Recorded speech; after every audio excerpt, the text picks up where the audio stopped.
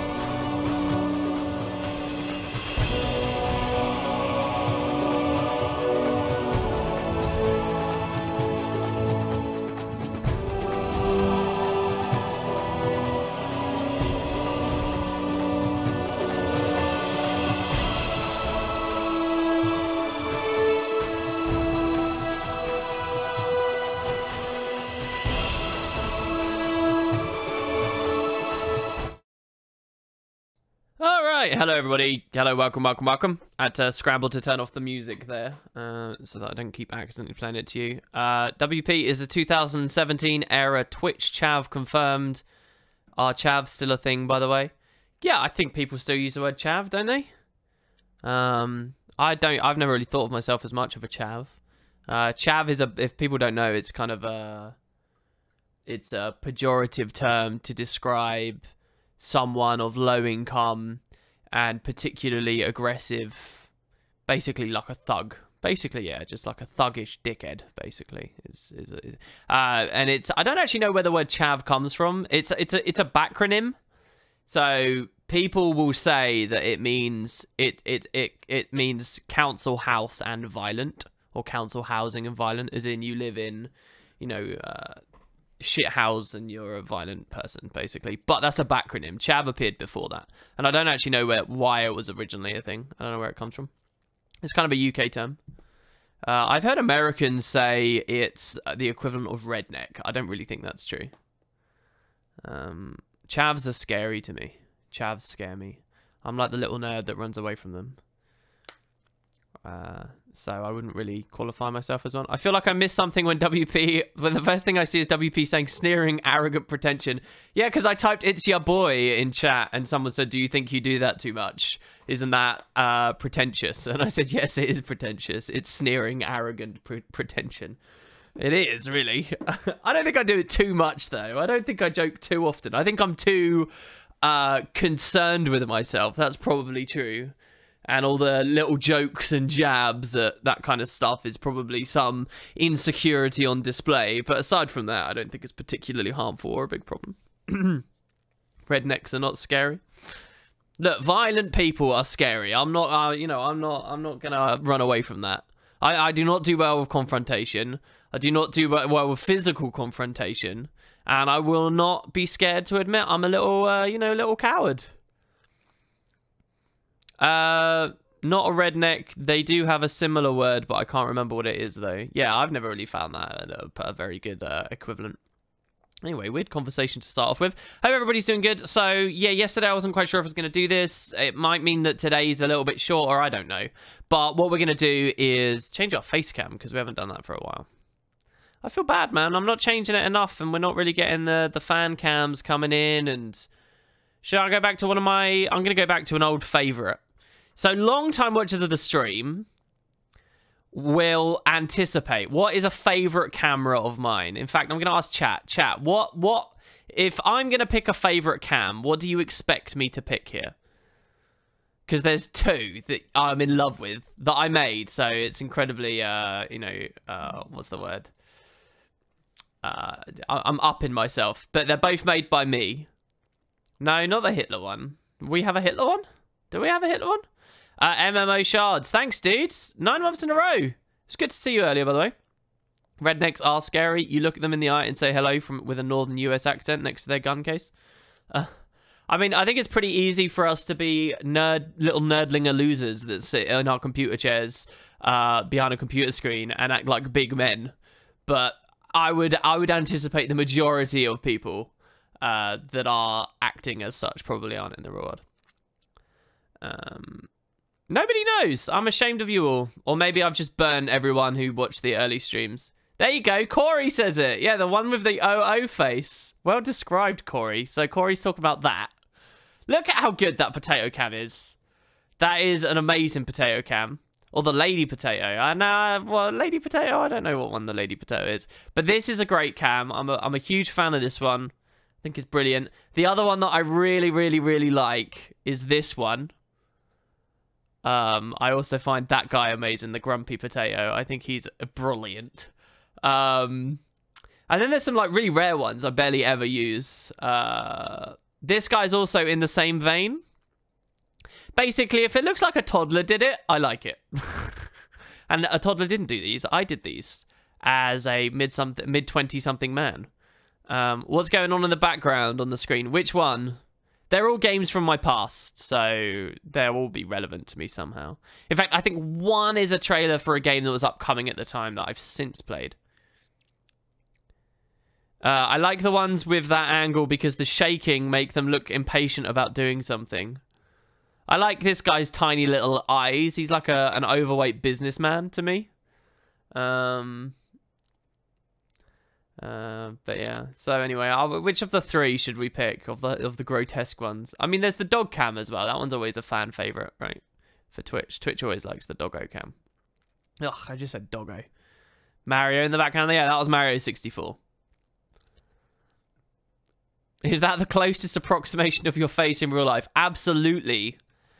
The other one that's quite close to my face in real life is this one.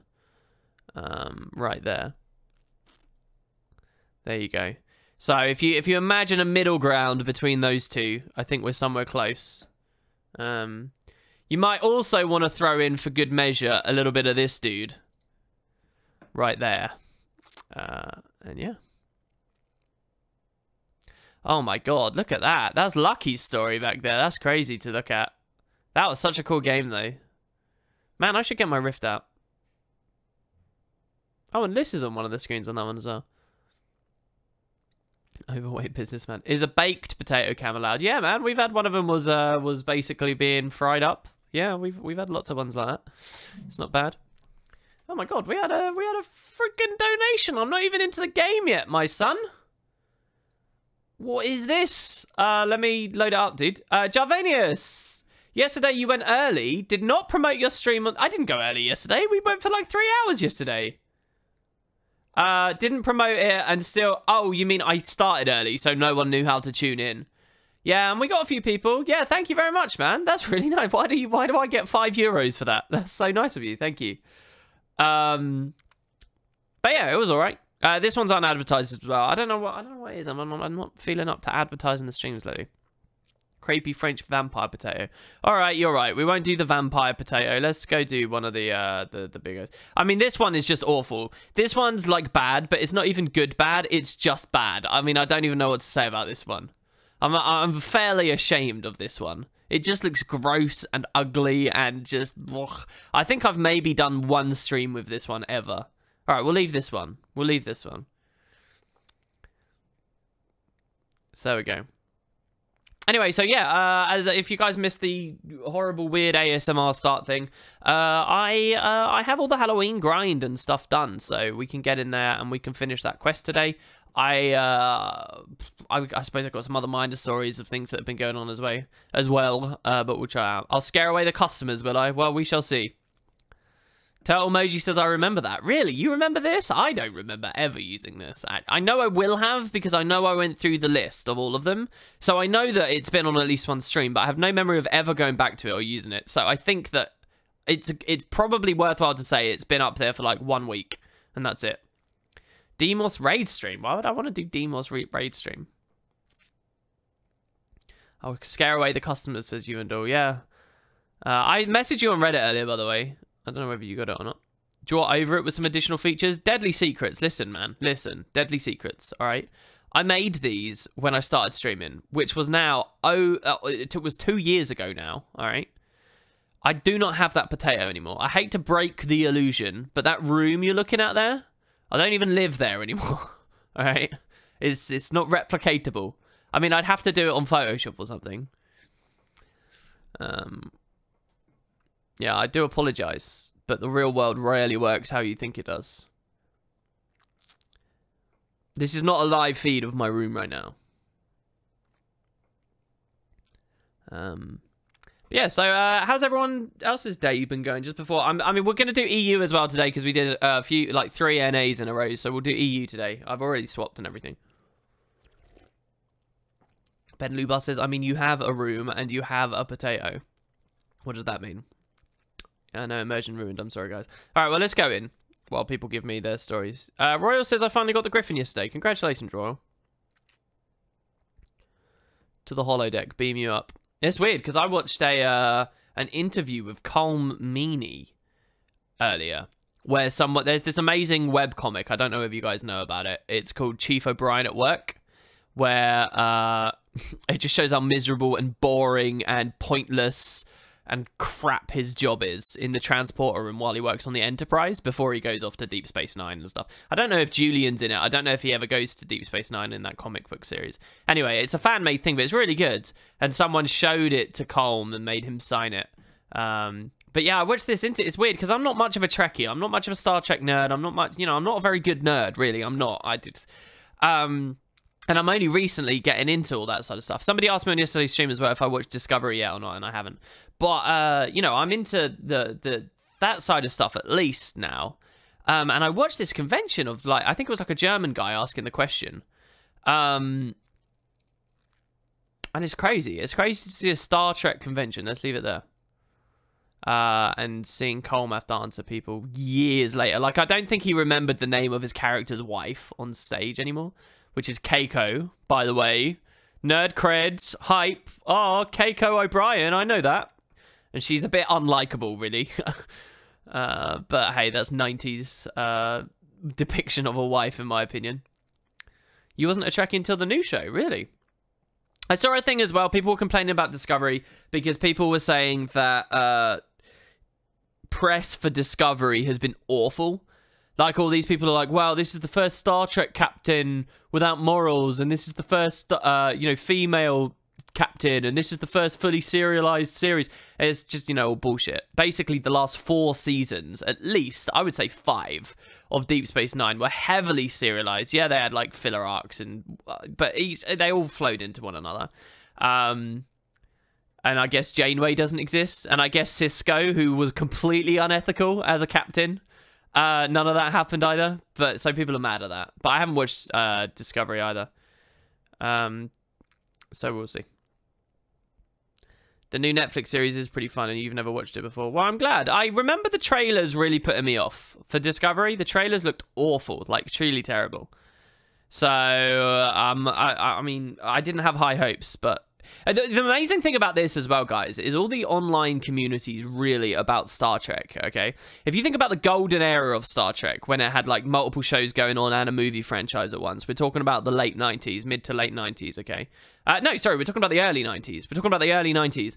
And yes, there were some forums and discussions and things for it, but it was nothing like what social media and online discussion and stuff like that is today. It didn't pervade as many people's lives. So while it was in its heyday, it wasn't really a thing. And it's funny because you look at the Star Trek subreddit, right? There's subreddits for loads of TV shows, Game of Thrones subreddit, Better Call Saul subreddit, any show you watch. I don't know why I'm listing individual ones out. There's a Star Trek subreddit as well, but it's kind of fascinating in that they've been a community for 7 or 8 years. And they've been discussing the Star Trek canon and theories and developments and so on. And they've had movies to chew on. But they, as a community, have never actually experienced a show on TV going out weekly. And now they have that. And so it's amazing to see the subreddit all of shift very heavily. They've never really had this kind of style of internet communication. And, a plethora of YouTubers like yours truly doing trailer analysis and review recaps for each episode and fan theories and blogs and fan art and all that kind of, fandom and geek culture that comes from it, while the TV show has actually been live. No matter how huge Star Trek is, the start of Discovery really marks the beginning of it in the 2010s beyond. And that's really, really fascinating, I think, to see the culture of how they've embraced that and how they've copied other successful TV show subreddits and stuff. I don't know. I'm sure this isn't actually that interesting. You're a huge fan of Discovery and the trailers didn't do it justice. Well, I'm glad of that then. I'm happy for them to do a trailer that is lowest common denominator, BS, nonsense, cash grab, commercial. As long as the show itself has some integrity and knows what its roots are and it's trying to strive to be something at least worth its own existence, right?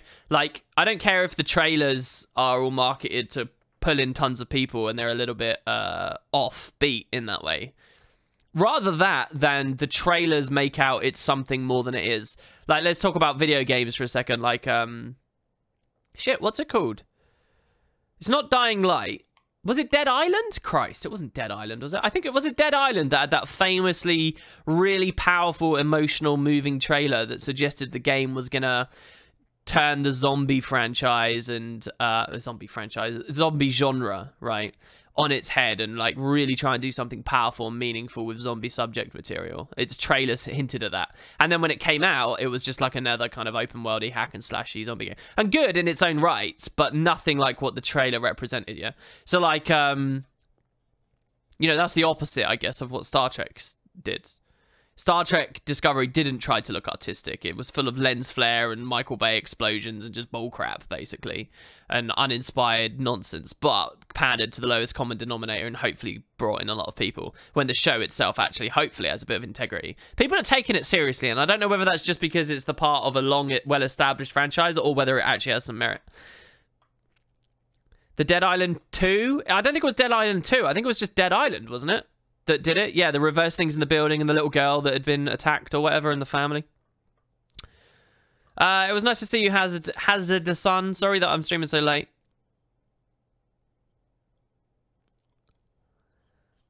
But yeah, that one. All right, so let's go on in and we will see what we've got. I knew it. I knew that this was going to be off-center, this potato cam. It's okay, though, because I saw it early. And we can fix nice and quick. Look at that. Boom, done. All right, let's get the audio on. It's EU. We're going to squad up. Let's turn this up here. Hopefully not too loud. You guys will have to tell me if that's too loud. And we'll go... Who do we want to play on? We'll play on my main to finish the quest. We will start with Halloween Daily and Clock Tower. And we'll start with Clock Tower, right? That's a nice adrenaline-packed intro to the stream. And that'll kick us into the Halloween spirit and the Halloween mood. And then we'll roll from there. But yeah, if we have a look here, if you guys want to see, I have now done all the wardrobe stuff. This all appeared on stream, so that's good. Then we've got Shadow of the Mad King. And we've got everything done except the quest itself, Mad Memorial, right? So for this, we needed 150 pumpkins, which I've now done. For this, we need... doors closed, maybe, was it? Palawa Joko kills, maybe? And then another... Anyway, they're all done. Okay, so we've killed 150 Joko minions. We've eaten more than the recommended intake of candy corn. We've done 5 gold commissioning services. We've got all of the armor. We've done the first quest. We've spoken with Tassie. We've done the second quest. We've found all of the pumpkins and Palawa Joko now, and then the doors. Okay, so there you go. And then there's Halloween rituals, which these just go and go and go and go. And as far as I understand, it's actually where the bulk of the AP is. But you kind of have to submit yourself to the Guild Wars gods and just play and destroy the rest of your life eternally to get those. So, well, okay, that's a bit of an exaggeration, but you get what I mean. How did I do the pumpkin carving in one day? I basically did exactly what you saw on stream. And I also did Shaymore Queensdale on 3 alts. So I just, I just went through there. I also found last night, before reset, the triple pumpkin respawned, which was in the same time frame as the last stream. So I don't know exactly what causes the triple pumpkin to respawn. But I just basically, I did it slowly. It took me maybe 3 hours, something like that. And I just gradually went through carving them.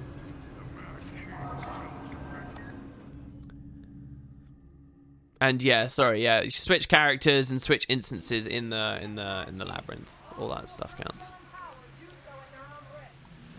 All right, here we go. Immediately back into this scary stuff. Thankfully, we don't have the Lion's Arch music though, which is always a plus. I like how many people use the new Path of Fire backs, right? I like it anyway. It's like people really want their capes, so they're going with that. MMO shards says, I'm pretty sure those will come back each year just as they've been doing other festivals with progression saved. Yeah, we talked about that on the previous stream. So, I mean, if I wanted the big bump right now, I really cared about AP before POF came out. I really did. And now POF's out and I sort of don't care about it again. Like, I didn't even realize I was going to get that 33k, which we got live on stream the other day. This is very slow as a start, so I'm a bit worried, but we'll see what we got.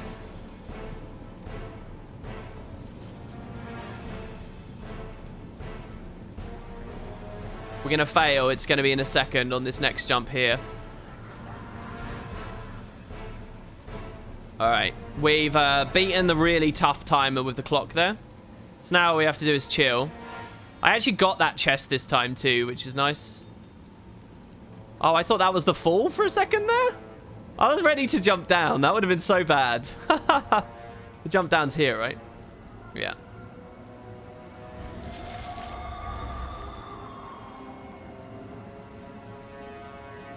Okay. That TikTok, the audio does so well. The clock tower music is like the complete opposite of the Lion's Arch music. Because the clock tower music isn't that, you know, detailed or orchestral or interesting, really. I mean, it's a good track, but it's the way it's used is so beautiful. Oh, rip to that guy that was near us. You know, that TikTok actually gets you panicking because it matches the gameplay so well. The Lion's Arch music is a beautiful piece that's just used while we're dossing about, and it just ruins it. They're kind of like the complete opposites. Anyway, there we go. I think my funk for the clock tower is finally dusted off now. And you've actually seen that live on stream. I don't think I've done any of this off stream. So you've seen, how many runs was that to get back to a place where I was, you know, pretty quick? Beta A said, you make me feel actually retarded because I can't finish Clock Tower and you just finished it on your first try. Yeah, but if you watch the other streams, this, you know, my first 5, 6. How many runs do you think I've done of the Clock Tower so far this year? 6, maybe 7? They've all been on stream, I think. It usually takes me a few to get into it. This is the first time I've done it, first time. There is a transparent line right of your skill bar. Oh. You're right. Wait, what? You guys can see that. That looks like a scratch on my monitor. Doesn't that look like a scratch? That's only there on OBS. I wonder what's... That's OBS doing that. So I don't know what is causing that. That must be one of my overlays that's doing that. What is the Clock Tower reward? A special armor piece, easy exotic gear. And then quite often it's for the daily. I actually didn't check if it even was daily today. We dinged something though. Halloween daily. Yeah, it was today's daily. Are they the same every time? Let's do the Inquisition as well. Let's roll into that nice and quick.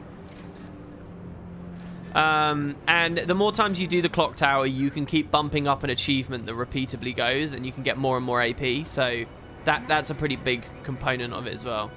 Now the Inquisition was from the Reaper in the Labyrinth, wasn't it? So let's go to. So, just to be clear, the Black Citadel instance with the brother, that's not in this year? There's still missing pieces, is there? Hey, bro. Take me in. Let's go. You feel like Griffin equals selling your soul to the devil to some degree. I don't know whether it's that bad. I actually did a video on the Griffin today. Oh, what? Come off it. I'm being farmed? What if I tell them to dance? What? They have a hammer? Like a renewable straight up just... Yeah, suck it. Yeah, I hit you with that eviscerate. I've never actually played as these guys. Eviscerate. Yeah! Oh, that was so good. Oh my god. I'm going to make them emote. Oh, what did I get hit by? Oh my god, that was really good. Wasn't that fear into that eviscerate badass? Hello, Marinated Quaggan. It's good to see you. Oh my god, I just respawned on the spot. Wow. 1v3 no scope ghost gameplay. You're goddamn right. Alright, so now we get a little bit of that side, the other side of things now that someone seemed a bit pissed off about in chat before yesterday. And we get to see that we're a lot slower.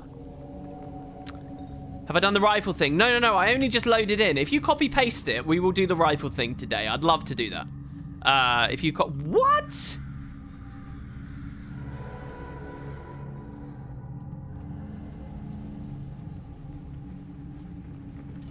Is that some kind of sick joke? Is that a mechanic? How do they summon fire imps?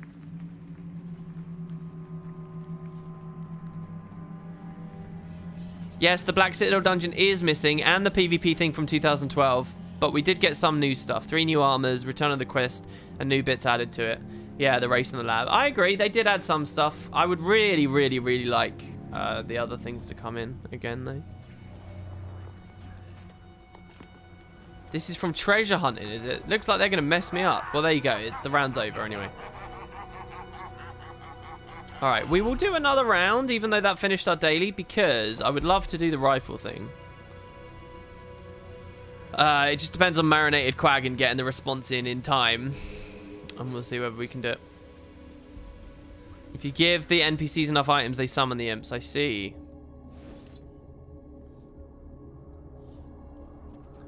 Alright. Let's get out of here!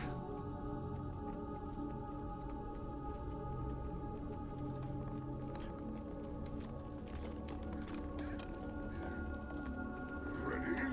If not, that's unfortunate for you. Ow! This reminds me so much of the horror world in Conker's Bad Fur Day. What a great game that was. And no, I didn't play the N64 version. I played the... Oh god, he's an ally. Okay, good. I played the Xbox Shoot Me, but I still enjoyed it. Oh god, why is it playing epic combat music? What? Okay, now it's gone. I need a bone. Right, let's see here. Torch. What does Samson want? Black goo, and that's what I've got. Nice. There you go, bro. Take that black goo. And you can take this black goo as well. Alright, here we go. Marinated Quaggan's got it. He says, you grab a hammer from the middle. Okay, so first job, we need to grab a hammer from the middle. Then he says, find one of the red alarms, preferably one of the ones in the south. And then we need to hit that alarm with a hammer. And then we need to spawn boulders. Grabbing the boulders, we can throw hanging pumpkins. Smash one of the stones at the entrance to get a jack-lantern, or give it to the king thorn in the middle. I don't know. We smash a pumpkin, then we take the pumpkin to the stones to get a jack-o'-lantern, and then we give the jack-o'-lantern to King Thorn. Okay, there's the hammer. Okay, so we got the hammer. Now we need to find one of the red alarms, and preferably the one in the south. So let's go back down south. We can do this, guys. This is like the ultimate Easter egg. And what a legend. He typed it from his phone. No worries, dude. That's very cool of you that you've typed that from your phone right there. Alright, let's go down here and see. Alright. So, alarms. Find a red alarm. Preferably one in the south.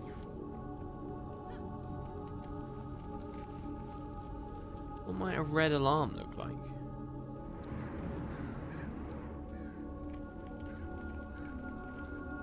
Red alarm. There's a pumpkin. Oh, one of these. Mighty smash? Hammer smash? Oh, no, no, no, no, no. We get a boulder. Okay, so now we throw the boulder. Okay, we got it. Hit an alarm with a hammer to spawn boulders. Grab a boulder and throw it at a hanging pumpkin to spawn one of those. Okay. So we're going to throw this. This is cool. Wait. Why? Oh, it's not ground targeted. Shh. Oh, look, there's lots of boulders. It's okay. So they're not ground targeted? Give Samson ink to create a feast. Well, we've created the feast then. Oh my god, what is with these plastic spiders patrolling around? So there's a billion of these. Use action camera. Royal, can you stop all caps typing in Twitch chat? I will start timing you out, dude. But action camera can't be required because this was really old, right? So let's just try throwing up above us. Nope, that didn't work. I'm going to pick up a bone for safety while we go back to this thing. I think the alarms... Yeah. Pumpkins are right there. You tried the right one earlier. Not all of the pumpkins will actually work. Interesting. Okay. So there's more boulders. So the first one I tried was the correct one. So what, like this one? It's easy with it and almost impossible without. Okay, so targeting. Toggle action camera. This was my old hotkey. We'll use that instead. Alright. So we'll use the skill 1 facing that. Oh, okay. We got a pumpkin. Oh, this is cool. Man, I miss action camera. Action camera is cool, isn't it? All right, we got a pumpkin. Smash the pumpkin over my foe's head for a 2-second daze. I feel like this should be a bit stronger. I know that it's all about the egg, but maybe it shouldn't be all about the egg. Maybe it should just be a valid strategy to get this far. All right. So now we take it to a torch to get a jack-o'-lantern. Smash one of the stones to get a wait. Hanging. Smash on one of the stones at the entrance to get a jack-o'-lantern. Don't drop the pumpkin or you lose it. Smash one of the stones at the entrance. What, one of these? Do we smash it on one of these? Oh, people in chat aren't helping. There's stupid stream delay. Stone equals teleporters. Teleporters, okay. Wait, what? What teleporters?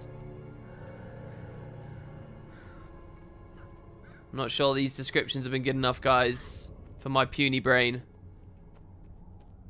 Down below, the faces on the ground. The circular platforms. Circular platforms that are faces that are on the ground. Stones with face.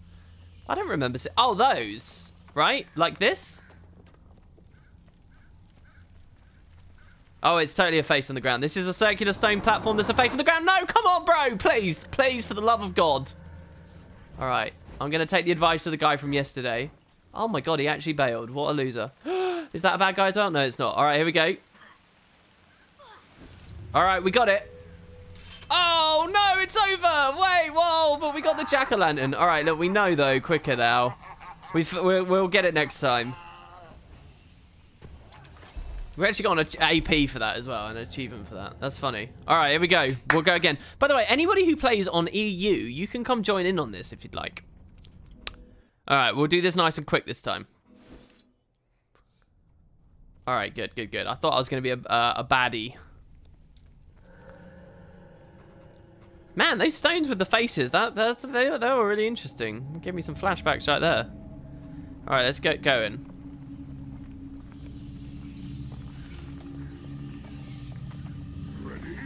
If not, that's unfortunate. No, you dick! He took the hammer! It's dangerous out here, come on! Wait, oh, there's another one over here. Okay, there's one at each entrance. I guess that's just his strategy, right? Having the hammer? Alright, so this is fine as well, because we had to go past... Oh, dear. It's okay, I run faster than him, yeah? Right? Right? This is best goddamn work. These don't, oh wow, they give me points for narrowly escaping as well. Oh my god, this is, do I need to run to allies? There's a thief, I should have gone the other way because there's a thief. The skeleton, scarecrow, sorry. Oh, now I'm in combat. All right, let's turn it around on him. Yeah, get away. Finish him off. Finish him off, thiefy. Why is he charging me? Oh, this is some BS. This is some grade A baloney. Oh, he hit him with a bone. There's another bone over here, though, friend. Wait. There's another bone. Hold on. Yes! Oh, okay. All right, we're good. We're good. Woo! Woo! We had to sneak him over there. That was pretty good. That was actually quite fun. You always go around a corner and then insta stealth. Yeah, LOS. Oh, no! Come on! Okay, that was not good. That's a respawn kill. He respawned on me. A question, where can I enter this game mode? It hurts to ask, but I have to. You go to the labyrinth, and then you can speak to the Grim Reaper that's there, and he'll take you in. He actually respawned killed me. Can you guys believe that? Wrecked indeed. Damn it, I'm going to drink a bit of my Fanta. We just have to wait now, don't we? We can't do it as a baddie.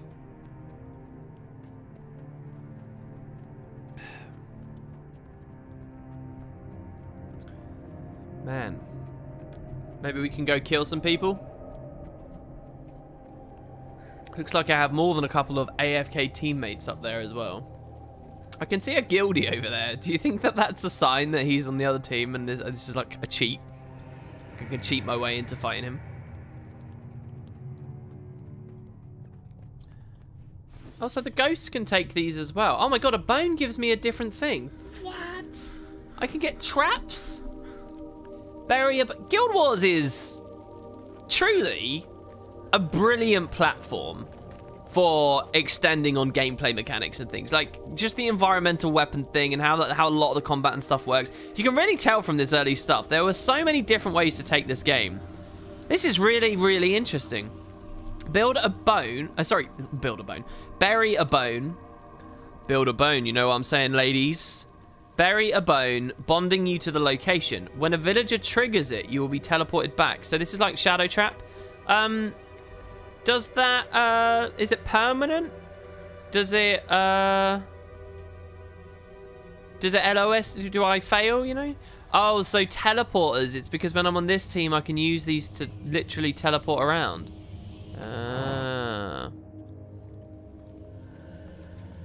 Oh, look. Oh, how do we... Can we... There you go. Oh, he landed in someone else's trap. Or was that my trap? I don't know whose trap that was. Let's fear him. Yeah, one of us. One of us. He had a hammer as well. I wonder if he was trying to do what we were doing. Pro tip. Use the skill 4 if an alive person is too far away and port to them by using it again. Then use the skill 2 to almost insta-kill. Okay, that sounds like a good combo and that works. And they'll also be feared so they can't evade it. Alright, if I can find a guy, I'll try it. So my finger should be on this constantly. So, wait, no, 4, sorry. Plant Scarecrow. Here we go. Plant. Jump to him.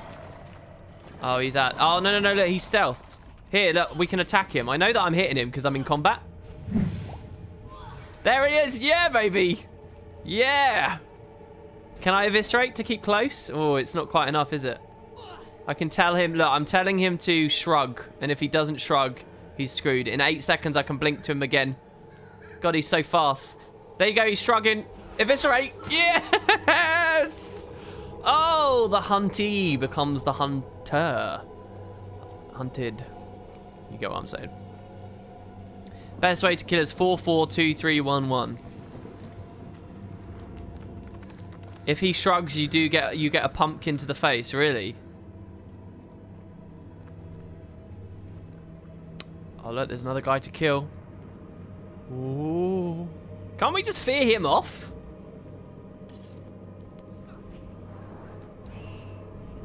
Yeah. Please tell me I at least get credit for that. Do I get credit for that? Oh, no, he's over there now. Oh, that's why he used that strategy, because that doesn't kill him. Ah. Marinated Kraken says, have I gotten it yet? No, we got killed. Oh, no. I was just too slow on the first round, and then the second round, which is this, I got killed basically instantly. I love Guild Wars and probably always will, but for the past week or so, I've been getting into Warframe, and it's yeah, Warframe had some kind of resurgence. I think some big YouTuber basically like started propping it up, right? Which is good on them, really. Alright, so let's try again.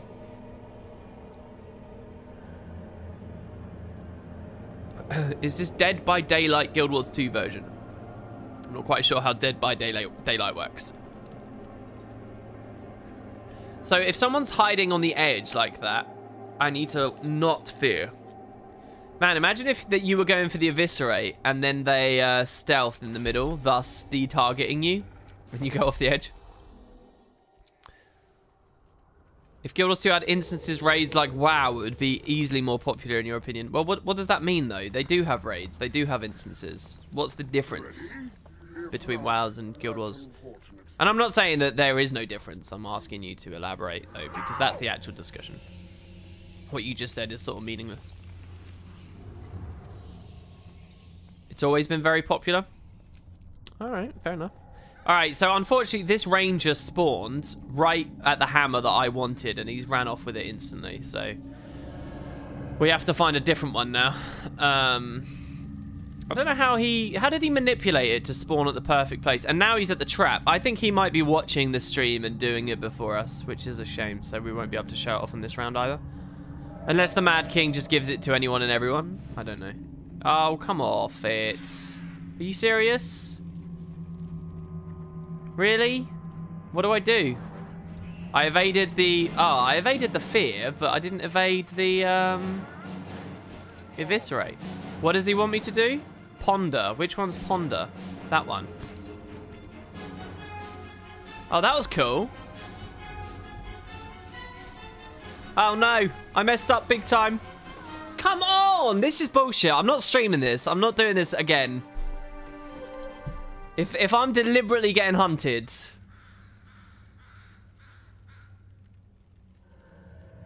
It's crazy how the outside perspective on Guild Wars 2 is so geared towards how the game was at launch. Yeah, I know. I was wondering if that was a launch opinion. If they didn't know. It's low-key popular and they just put out a massive update. Yeah, and they paid a YouTuber to do a video on it. You can't even dodge the eviscerate. Really? That's unevadable? I know that regular eviscerate was bugged like that for a while.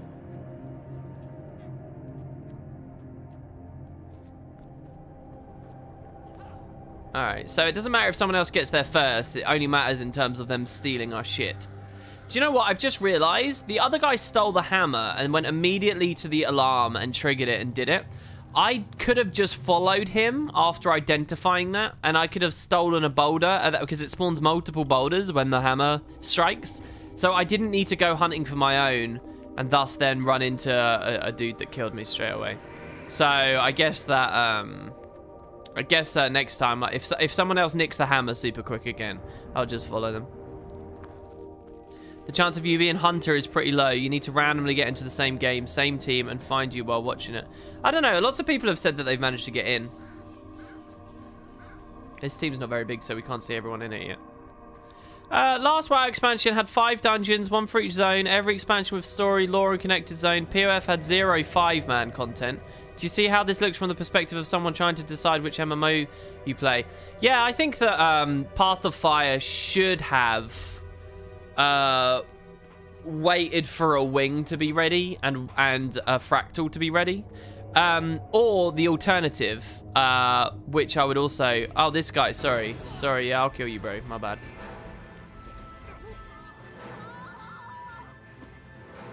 Why can't I cast it?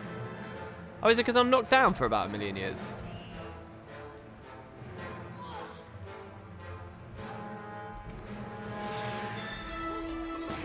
That was pretty cool. I made him stop to do the emote, which landed that other thing. And this guy's already struggling because of he was already being attacked, so that was an easy kill. God, that feels weighty, that skill 1. That was really nice. What was I saying? Yeah, no, I will go this far, and this will get me some slack and stuff, but whatever. I actually think Path of Fire would have done better if they delayed the Nightmare Fractal and released it at the same time as POF. Now, listen, that's not me saying that you need to buy Path of Fire to play the Nightmare... not the Nightmare Fractal, the Shattered Observatory. That's not me saying that they should have gated that arbitrarily behind Path of Fire. I'm not saying that. But what I am saying is they could have released it all together and maybe had a little bit of official communication about that. And I think that could have helped. At least helped. I don't know, it's a shame because I think there's a very, very, very extremely thin line between the presentation of content in this game that determines whether people actually think there's 5-man content or not. Like, if we imagine a world where core story was delivered differently, just a little bit differently, and had always been delivered a bit differently, thus that it was more rewarding to play in a team. Because I think people forget that. You know, I think that... like, Guild Wars Nightfall... okay, was capable, and it's a good comparison because same region of the world, and I guess, and stuff. Guild Wars Nightfall was capable to release and not have any kind of formal endgame whatsoever on initial release until later when Doa got added. And that was never something that anyone would ever have thought of batting an eye at because so much of the game was team playable. Now, yes, heroes were controversial, and the fact that you could bypass a lot of this stuff. So if I crit, is that actually a help, or what's the situation there?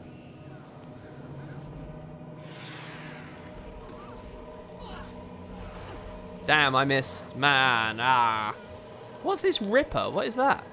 I I don't know. I don't know what I'm trying to say. I'm just trying to say that I think that, you know, people saw a lot more meaningful content because just the core game revolved around the social aspects of being in a team more.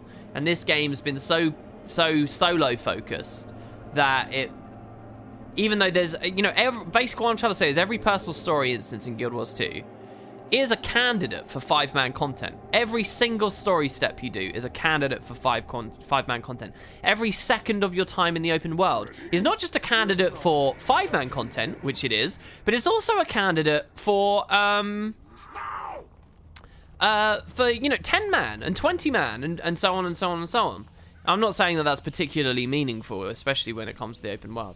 But that's sort of the point. It's the way that a lot of it's presented. And I think it's only slight tweaks. The line is quite thin, is what I'm trying to say. Anyway, yeah, I definitely see...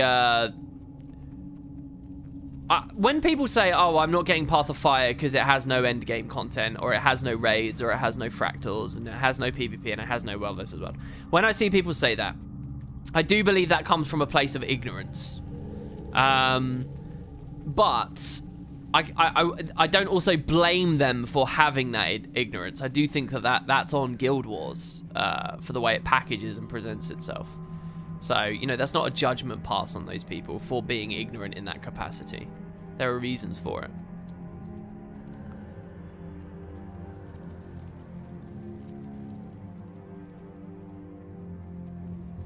Plenty of people heard bad reviews of Heart of Thorns or weren't interested back in Heart of Thorns, and now they look at Path of Fire and there's nothing giving them information about endgame content.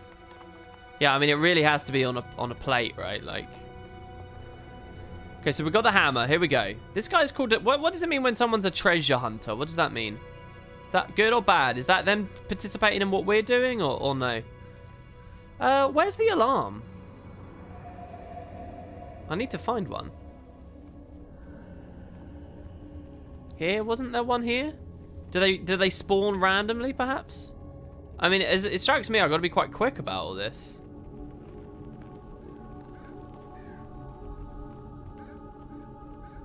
No alarms around here. Or here. I love this guy that's following me. Whoever you are. There's an alarm. There's a thing pinging, so I'm going to go over there. Unless that was just an ally doing it. South WP, you're going west. The only alarm on the map is not down there, though, is it? There's not just one alarm on the entire game. Here we go. Alright, boulders. Okay, so now we need jack-o'-lanterns. And that's going to be a hell of a walk if we miss, so this is why people recommend the south, because there's no jack-o'-lanterns elsewhere. Hello, Lucky Germ. Welcome, welcome. There seems to be some good chat going on now in Twitch as people start to notice I'm actually live. I will have a look soon at what we're talking about.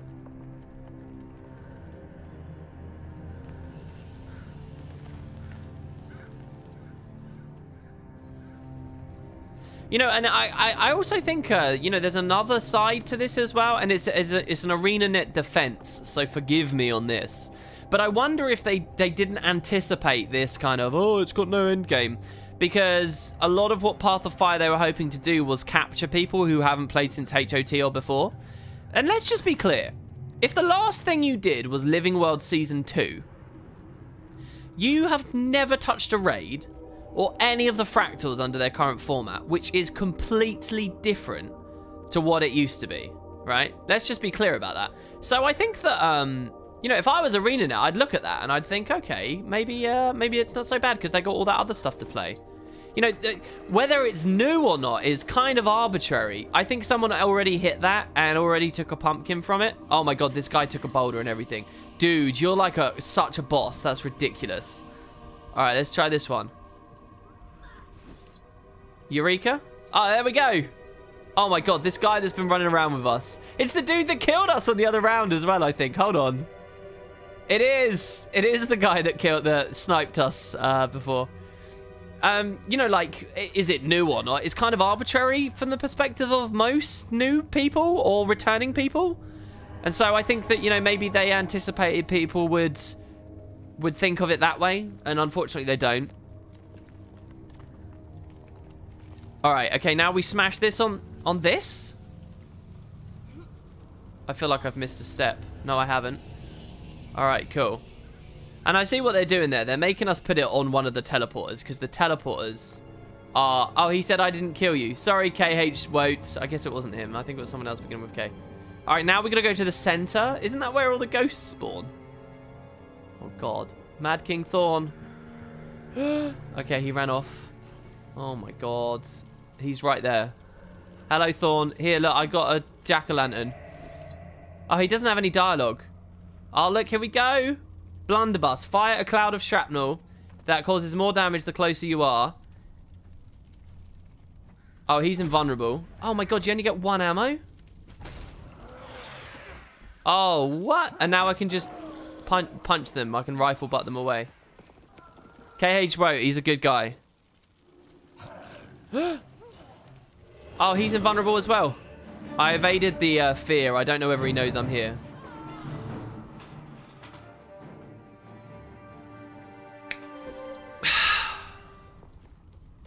I can tell you one thing. That whole adventure for that rifle was not worth it.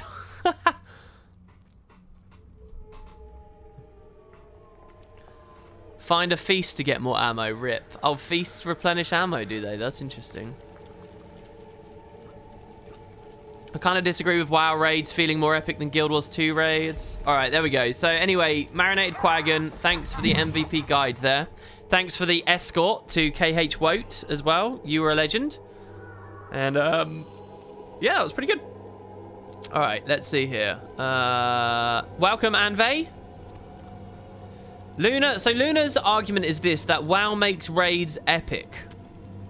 7 to 10 bosses where it would take more than a week to progress through. I really love the Bastion and the story. I just wished it lasted longer. Yeah, but Luna, I get what you're saying, and I think that really insane, you know, feats of gaming should exist in MMOs and so on. Not just MMOs, lifestyle games, as they call them, right? I believe in that too, but you got to read the room. This is Guild Wars, and... You know, what I do online, right, is talking. Yeah. And I think anyone who does what I do, they're going to get something controversial under their belt at some point. They're going to say something that ticks people off. They're going to say something that gets people unsubscribing and angry at them. You know, even ridiculously angry for a really long period of time, like well past any reasonable attitude, right? My biggest thing for that, I would say, I don't really take that many hardline stances on things. I don't really say that many controversial things. I might in like a tongue-in-cheek wry way, but if someone gets ticked off by that, then, you know, I don't really care because, you know, they're clearly missing the joke. But one of the only things I've ever really said that genuinely got me like a lot, you know, people saying, oh, I can't stand WP anymore, I don't want to be his fan anymore, blah, blah, blah, this kind of, like, genuinely really aggressive, angry, disappointed people who say that I'm, you know, arrogant and elitist and blah, blah, blah, is for daring to say that I don't think easy mode raid should be a thing and laying my discussion out for it. And some of my tone in one of the streams where I was talking about was a bit off. But generally speaking, you know, like, you got to read the room. This is Guild Wars. People don't like hard stuff. Not really. It doesn't benefit ArenaNet to do overly difficult things. You know, Bastion of the Penitent being really easy, that kind of almost feels like it has to be that way because so many people just have like this incredibly fierce stance that they will never raid, they will never touch it, they will never look at anything that requires a lot of them, ever. It's not for them, and they hate it. And I personally really am disappointed. People think, and I'm not quite sure where it came from, but people will spout like this nonsense that Guild Wars was made for casuals. Guild Wars was supposed to be the casual game, and you know, it loses its soul for not being a casual game. I can't find any dev quotes ever really saying that this game was only ever for casuals and that it was always supposed to be the main casual thing. I've seen a lot of quotes about them saying it respects their time and that they value that a lot, but Guild Wars 1 had that too, and Guild Wars 1 also wasn't scared to pursue very difficult stuff. So what I'm saying is there's a lot of angst in this community. There's a lot of like anger and bitterness and just kind of warped fucked uppery about the topic of difficult content that doesn't exist for other MMOs. So it's okay for WoW or FF14 to add a raid that's so tough that people can't beat it in a week. There's no like weirdness about that. There's no angst again, right? Like, but in Guild Wars, if they do something like that, it's it makes for rough waters. And I mean really genuinely, like, fiercely rough waters. And I think it's horribly disappointing to me and very upsetting, and it causes me to not identify with the broader community of the game I play and so forth. It's kind of true. You got to read the room. And so, you know, like, if I look back at when Bastion came out and I was embroiled in my big thing about, you know, my supposedly big hardline stance about, you know, easy mode raids, and I believe what I said at the time was I'm an advocate for low man raids and more accessible raids, but accessibility in terms of party size. But difficulty, I made the argument that difficulty is ingrained to the experience. The experience is hollow if it's too easy. The enjoyment of the story that people profess to want, the quality of the rewards and stuff, and how important they are deemed to be. I believe this all scales with the difficulty, and I don't believe there should be easy raids. I think that raids, what's the point in having them if they're going to be easy? Anyway, these are all discussions that I've had a million times before. I took myself off the topic there. Yeah, no, if I think back to that period of time, one of the things I was sort of, with my back against the wall being swung at, one of the main things I had to sort of explain was, look, they've made raids easier for you. They're trying to get it in. Bastion the Penitent is easier.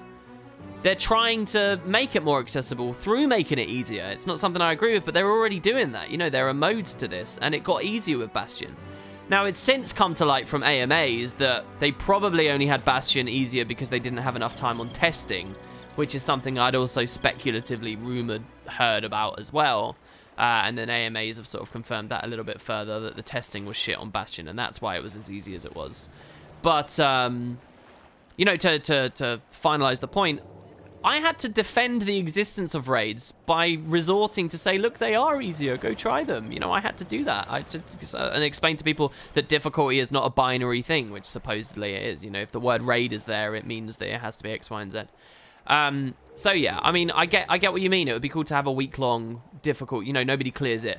But making a value judgment on the quality of the content purely based on how long it takes the initial groups to clear it, I think is incredibly naive.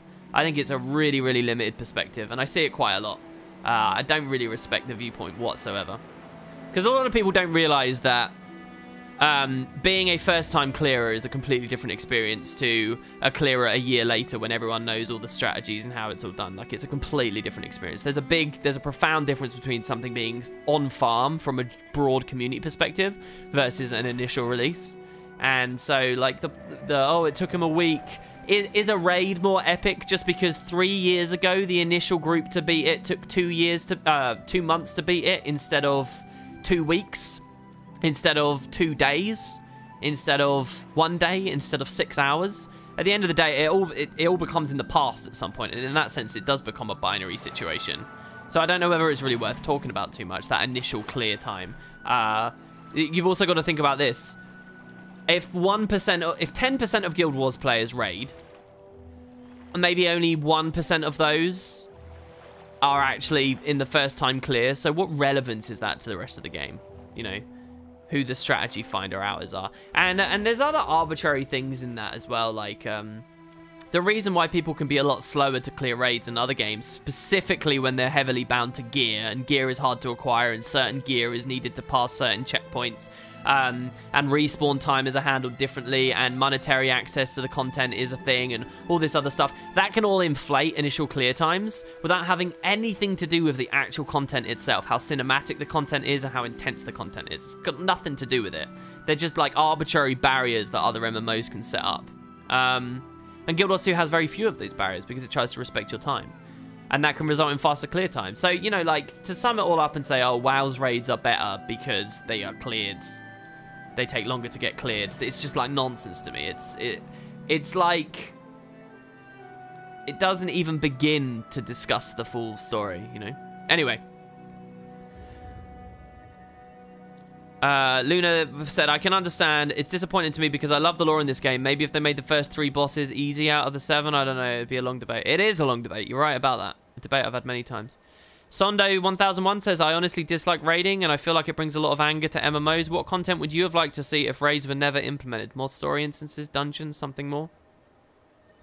I believe that there needs to be content that is very renewable and gives a lot for the investment in creating it. And I actually think raids fit that very well in terms of like once a raid's in the game, the time people spend in the game to get good and to meet people and to network and to test builds and discover new builds and discuss things online and stuff.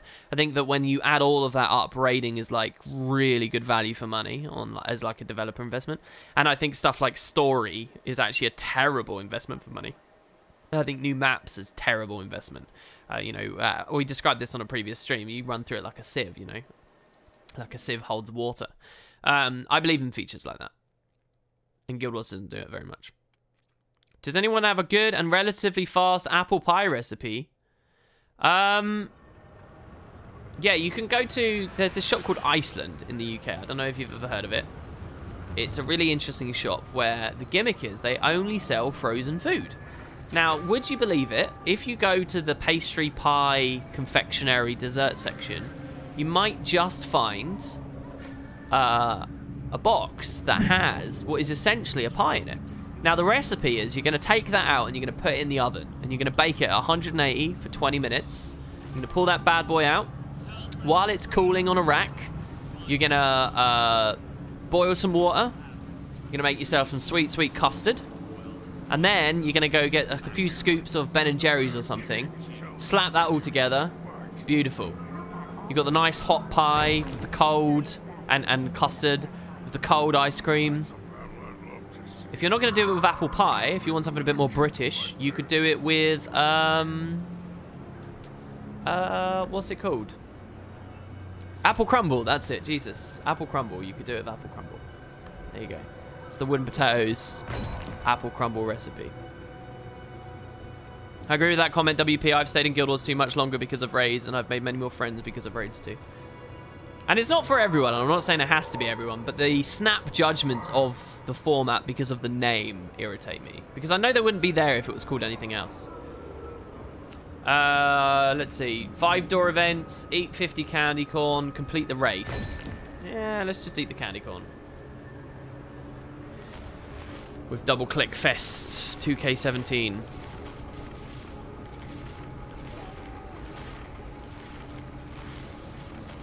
More frequent raids would require more manpower on raid teams, so you kind of have 2 raid teams as to rotate, but they kind of did that already. I believe they said they made the Spirit Veil and then they split in 2. Half made Wing 2 and the other half made Wing 3. And then they all recombined again later for Bastion. But Bastion came out really slowly. There were a lot of delays on Bastion. I can't remember what they said those were for. I don't know. It feels like that was a long time ago now as well. I'm looking at this now and I'm wanting to throw a rocket at it or something. Alright, okay. So, that's daily done. Let's do Mad Memorial then. Let's continue, shall we? And we'll finish this story of Mad King Thorn. Should we tell him about donations? Oh, did I have a donation? I'm terribly sorry. Hold on. TY for your thoughts on raids. Have a good day. And no worries, man. No worries. Thanks for prompting a good discussion. Oh, it's Times of Men. And Ewendor again. So, Ewendor says donation train PogChamp. Nice attempt there, dude. Thank you, though. Another ticket right there. Times of Men as well. It gave £10. It's been very hard for me to catch the streams lately, they say. Thanks to Waldir for keeping the consistent donation dream alive. Thanks to Waldir for keeping a consistent donation dream alive. Let me scroll down. Yeah, and the other one today was Jarvinius. Thank you very much, guys. I really appreciate that. Thank you very much.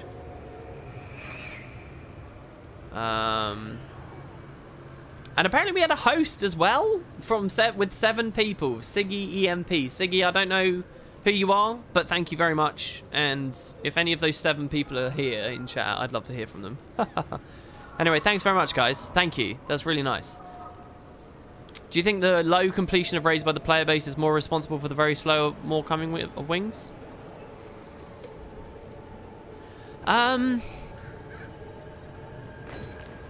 No, I don't. Maybe. It depends how... Basically, what you're making me think about is how far do solid metrics go in influencing good design? So, should they always be beholden to the numbers and only ever add content that goes to... Oh, God, I had a duck. Hold on. Should they... So, in which case, they see that not many people are raiding, comparatively, and they say, all right, let's rain back on it then. Or is there value beyond the numbers? And I would say, yeah, there's definitely value beyond. If they have some way of pulling the numbers showing how dedicated raiding players are, and if they could aggregate total hours pulled out of accounts rather than just a number showing whether an account is flagged as having finished something or not, I think it would tell the story much better. So it's how much faith you have in the numbers, is how good their raw stats actually are, how well they pass that stuff. You know, when we talk about Corteria issues, again, a fun one is Zaitan. And, you know, this discussion is there as well. Do you rebuild Zaitan when your metrics show that only 2 accounts in 1,000 even get to the boss?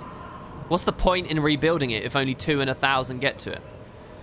So then you have to look into more qualitative advantages for that. Reviewers having a better impression once they get to the end. The value of the excitement you instill in the player base, knowing that there is a really good carrot at the end of the stick now instead of just a limp, you know, horrible DOS. You know, there's stuff like that, which is much harder to just be expressed through raw numbers. So I don't know. NG Laru's got another thing. Talk about the money. Just check gem store purchases from raiders and see if they're worth catering to. You got stuff like that? All right, we got a duck. Let's have a look at the duck. What? Oh my God, that was huge. Luna Buho, the person who was talking about raids a second ago. Dude, what? £37.90. That is nuts. Oh my God, you didn't even leave a message. I thought you were leaving the stream. The way you said thanks for the chat, it seemed like you were leaving. Dude, what? What do you do for a living? Let me just ask you. That's crazy. Thank you very, very much. £37.90. I'm wondering what currency you actually donated in. I'm guessing that could have been 50 euros, maybe? Question mark? Or something. Anyway, wow. I'm glad you enjoyed that response. I get a bit worried when we talk about stuff like that because I can be a bit patronizing, or I don't know.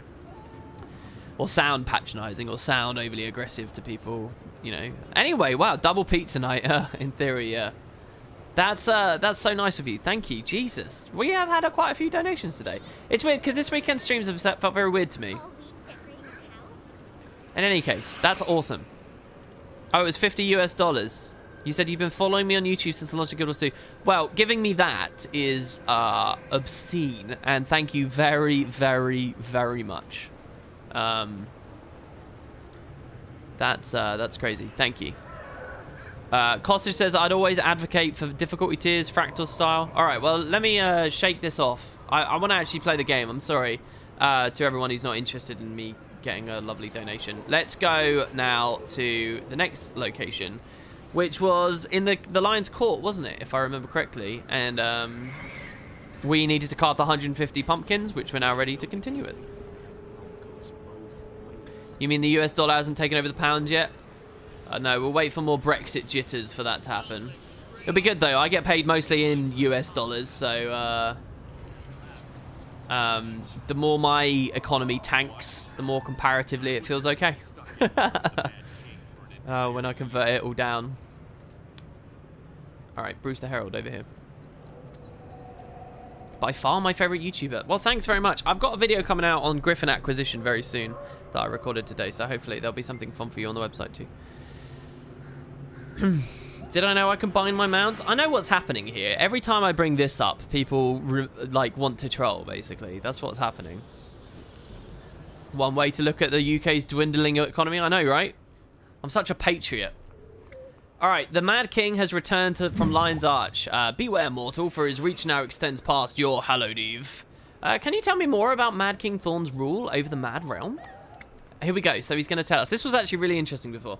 He says, very well, the grim news has been heard for now. Wait, what? The grim news has been heard for now. Though he is unable to walk Tyria year-round, the Mad King's prison is not unyielding, and the world's boundary wanes on most on the hallowed eve. So he can only return during that time. But now, brace yourself against my dark tidings, mortal. Though he could return for but a day in the past, the Mad King now holds court in Lion's Arch for weeks at a time. How is that possible? His eldritch bonds weaken. His court delivers the tools of escape, and the mortals yearn for his return. One day, the Mad King may be free for an entire month. Thanks, I'll make a record for your story. So this is actually the story that was going on in Guild Wars 1 as well. He was getting weaker and weaker, and there's so much I need to remember about this, about the candy cane guys, like the lunatic court and all of that. Also, Bruce the Herald. Okay, alright, listen. Now, I promise you guys I've not wikied anything. There are a few occasions where I genuinely surprise myself and I get to be a smug little twat, okay? But I genuinely believe Bruce the Herald... I didn't realise this last stream, but I'm realising it now.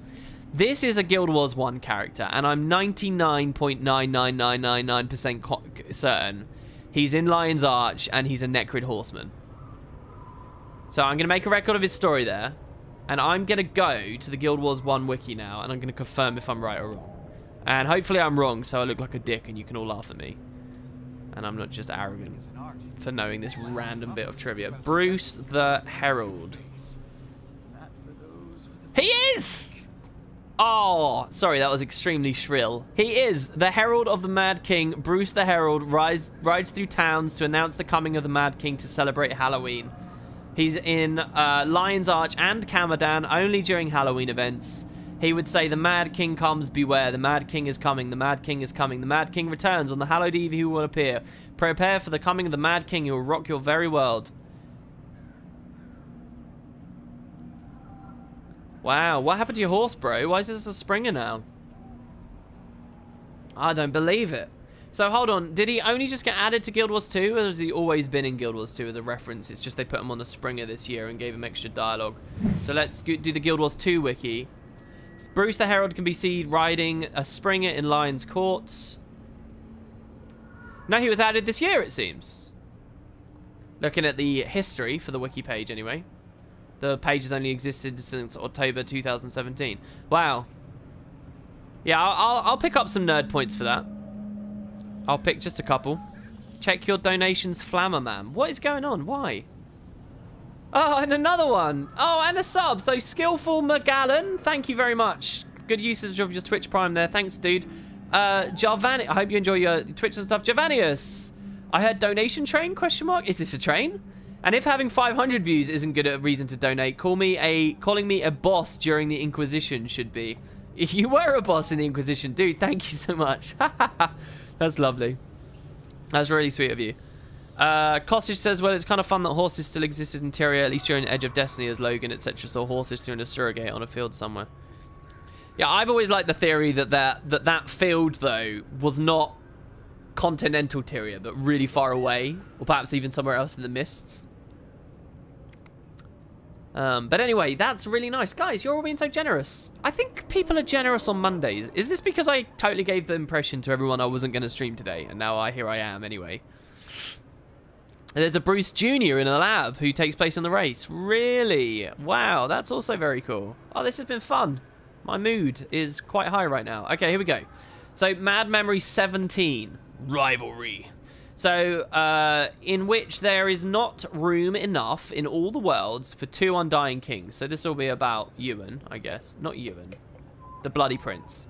A general prepares for an eternal war, waiting at the gates to another world's battles.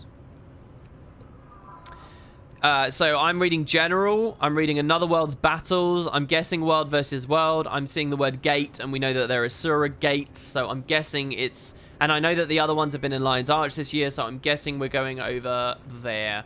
So let's do it on Raptor back as well, because I'm guessing Raptor would be the fastest on this one. Let's just go have a look. Yeah, there's the Celestial Horse, that's true. Like, the exciting thing about horses with Tyria is there's, like, lots of references to their... And ponies, right? Like, there's lots of references to ponies and things as well. There's lots of references to these kinds of creatures existing and things that, like, exist as a tangent to them. But they themselves have not been implemented, right? So we only see the effects of a supposed existence rather than an existence itself. And that's quite thrilling to me, and I've always liked that. So here we go. We've got his general, and obviously he's Halloween related, so let's see. Halloween is in the air, which means one thing. It's time for the annual trampling of Palawa Joko's pathetic rabble of an army. Oh, we're talking about Palawa. Can you tell me about Mad King Thorn's rule over the Mad Realm? I hear you helped us out in the field, soldier. There we go, because we got the 150 kills. It would have been nice to have got 149, seen the dialogue where he rejects us, got the final, and then come back, but I guess that's not viable. Let's give you some intel. Joko's lackeys are always looking for a chance to take revenge, but we are eternally vigilant. Well, during Halloween, anyway. What does Joko have against Mad King Thorn? Oh, wait. I don't have time for this. Some of us have to deal with his empire daily. That's funny.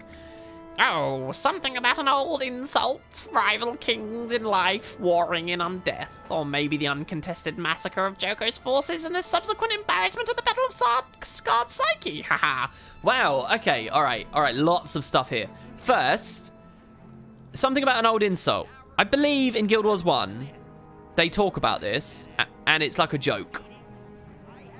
I didn't know whether it was actually true, but I'd have to look again, because I'm out of the loop with Halloween stuff. But I think that's the thing. Now, interesting also, confirmation they were rival kings in life. So that puts Palawa's original life 500 years back with Oswald. I thought Palawa was a lot older, though. And if these hints of Palawa being a primeval king, that timeline doesn't work, I don't think. I don't know. I'd have to look. But now also, they mentioned the Scarred Psyche here. This was actually a mini game from GW1 where you got to play in the conflict between Joko and Thorn, and it was added very late. So the Battle of the Scarred Psyche, I actually have a video on it. I'm pretty sure if you go to YouTube, and first of all, if you look in the Guild Wars 1 section of my playlist, you will see you'll see a festival section, and it's got loads of stuff there. And the Halloween segment of that, you should find it.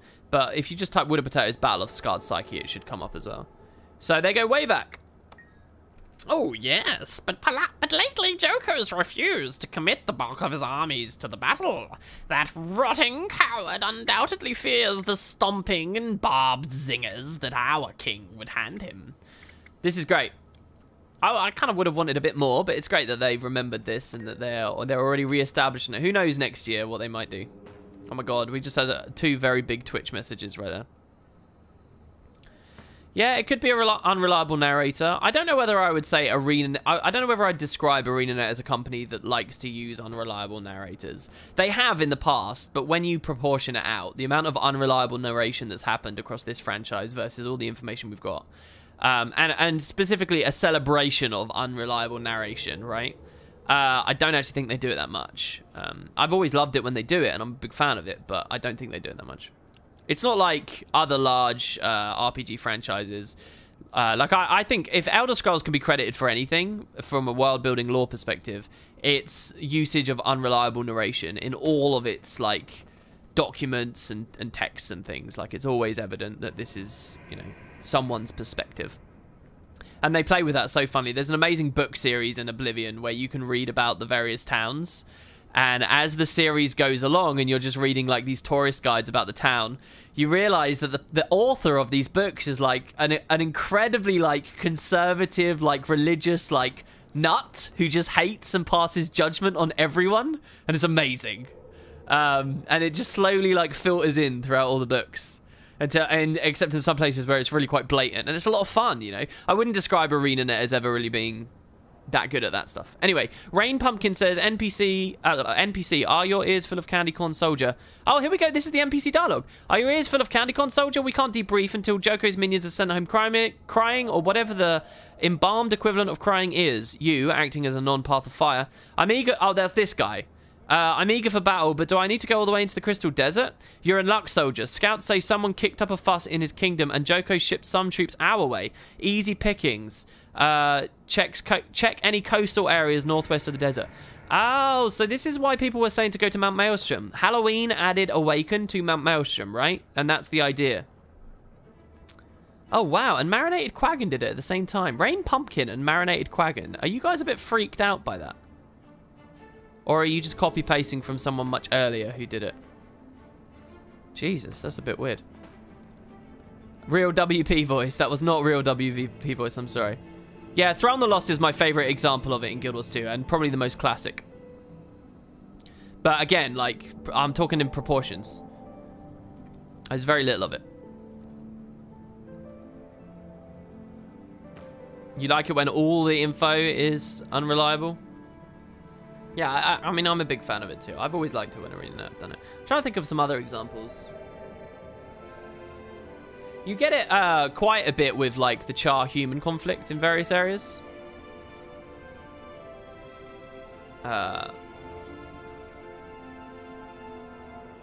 Alright, so we're at 18 now. Binding agreement, in which the Mad King's followers recruit fresh blood into his court, ever awaiting King Thorn's majestic return to his first kingdom's throne. Okay, so above the muck and salt water, a garden stage is decorated in a celebration of a royal return. Above the muck and salt water, a garden stage is decorated in celebration of a royal return. Above muck... I'm guessing it's still LA. I thought of the Crow's Nest Tavern, but that can't be right. They're saying it's decorated, right? What is high up and decorated Halloweeny? Here, maybe? The Deverell Gardens? Yeah, because of the salt water underneath it. Alright, let's go over there then. Is this EU or NA? The title says NA. Well, I never put NA on the title. It's EU. Hopefully such will be touched upon if and when we visit Blood and see the potentially old-fashioned, more feral Char. Yeah, I'd like that too, definitely. Like, I remember one of the more prominent things you hear about the Char in Guild Wars 1 in one of the early Ascon quests is that they're like, that they eat human flesh and stuff like this, and then that ends up being like propaganda or whatever, but you know, it's funny to see the roots of that. It would be nice, sorry, to see the roots of that stuff. Alright, so... here we go, Broy. Halloween salutations, adventurer. The aroma of candy corn permeates the air. Ominous screams echo. And, oh, by the way, I will point out as well, Path of Fire did pretty good. The whole idea of unreliable narration. I'm not sure whether they're playing it in the way that I really like, but showing how Joko has wrestled control of regions of Alona, I think they do quite well. And stuff in the academy and with the kids and stuff. I think that's an exploration of sorts into that kind of stuff. The aroma of candy corn permeates the air, ominous screams echo, and our glorious King Thorn walks Lion's Arch once again. Can you tell me about Mad King Thorn's rule over the Mad Realm? Well, you do seem to meet our court's high fashion standards. Okay, so this is where we needed all the armor, I guess. Now, the Lunatic Court is sworn to serve King Thorn in this life or any other. Usually don't really expect those oaths to actually last after death. Yes, and as a member of the court, you'll help in our task to aid his return, collecting taxes, oppression of the peasantry, grooming of the king's invisible pony. It's called Gumdrops, by the way, people. Laughing his jokes and so on. The Mad King only shows up once a year. Has any of that really helped? As our beloved King Thorn himself would say, "Your Mad King says, try again, you dolts." Besides, I'm sure it'll work eventually. All right, thanks. I'll make a record of your story. That's Mad Memorial complete. We got 20 sweet big ones from that. And we get a beautiful little back piece here. Mad Memories, Complete Ignition. A recollection of the afterlife and deeds of Mad King Thorn, as told by his loyal subjects and friends. Contains an authoritative account of King Oswald Thorn's unlife, from gruesome death to enlightened rule of the Mad Realm. Your Mad King says, "Wear this at all times." And there we get the skin.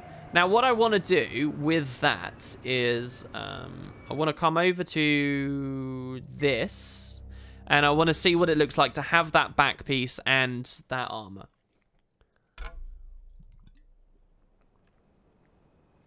All right, let's see. And I guess we'll carve that.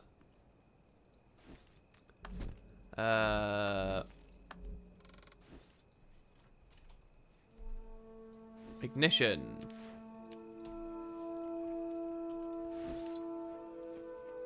Okay, so this does create a light around us.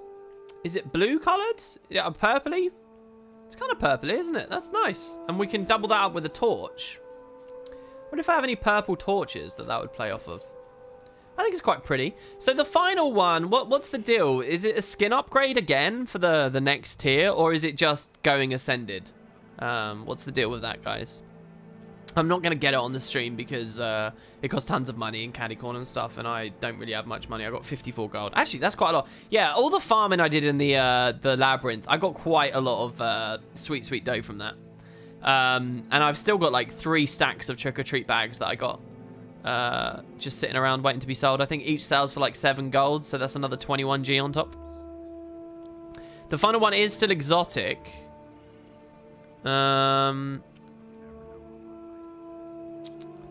So what's the point then? It's a skin update then, is it? Is it a new skin? Oh, it looks ghostly like the Spirit Smith. Oh, look, we got a big man in chat, Thormerm, who's super wealthy, and he likes to pretend that 50 gold's not a lot in Guild Wars. Let's all marvel at his incredible wealth from that beautiful humble brag right there on display. It's transparent. I don't know whether I think a transparent one would necessarily look better. That's interesting. If you talk to Larantha, etc., before or after Hearts and Minds, the dialogue changes, explaining why the mouth exists after Morty's mind was destroyed, or explaining why we need to head for the dream to confront Morty. Yes, Cossage, well done, man. You're slowly impressing me more and more. You're absolutely right. I've talked about that in the past, and it is a really interesting bit of dialogue because it shows how wonky things are, right, with regard to the mouth and what its true nature is. Yeah, I find that, and what happened in what order and stuff. Again, though, things are running through my head. I'm forgetting stuff. That was only Heart of Thorns. That was only 2 years ago. 50 gold is like 1 champ bag. Yeah, man, it's 1 champ bag. You get in like 2 seconds. It's like 30 seconds of playing. It is 30 seconds. The way you get it in 30 seconds, all right, is you stand up, get out of your chair, come on, up you get. Whatever you're doing right now, I can almost guarantee you're not stood up. If you are stood up and listening, good on you. But stand up, come on, up you get. Now, what you're going to do is you're going to look around in the house for Mummy's handbag, right? It could be any number of materials, but it's like a bag you'll usually find she carries around with her. You're going to unzip or unbutton that bad boy, and inside you'll find this thing called a purse. Right, you're going to steal Mummy's credit card from the purse, okay, and there's going to be lots of numbers on it. You're going to input those, come back to the desk now, input those numbers. You're going to be maybe 15 seconds into this meta strat right now. You're going to input those numbers, you're going to buy gems, and then you can transfer those gems, and you have your 50 gold. 30 seconds. Boom. Encouraging theft to my impressionable viewers. Yeah, I'm sure I actually have someone watching me right now who considers that they've got a mummy.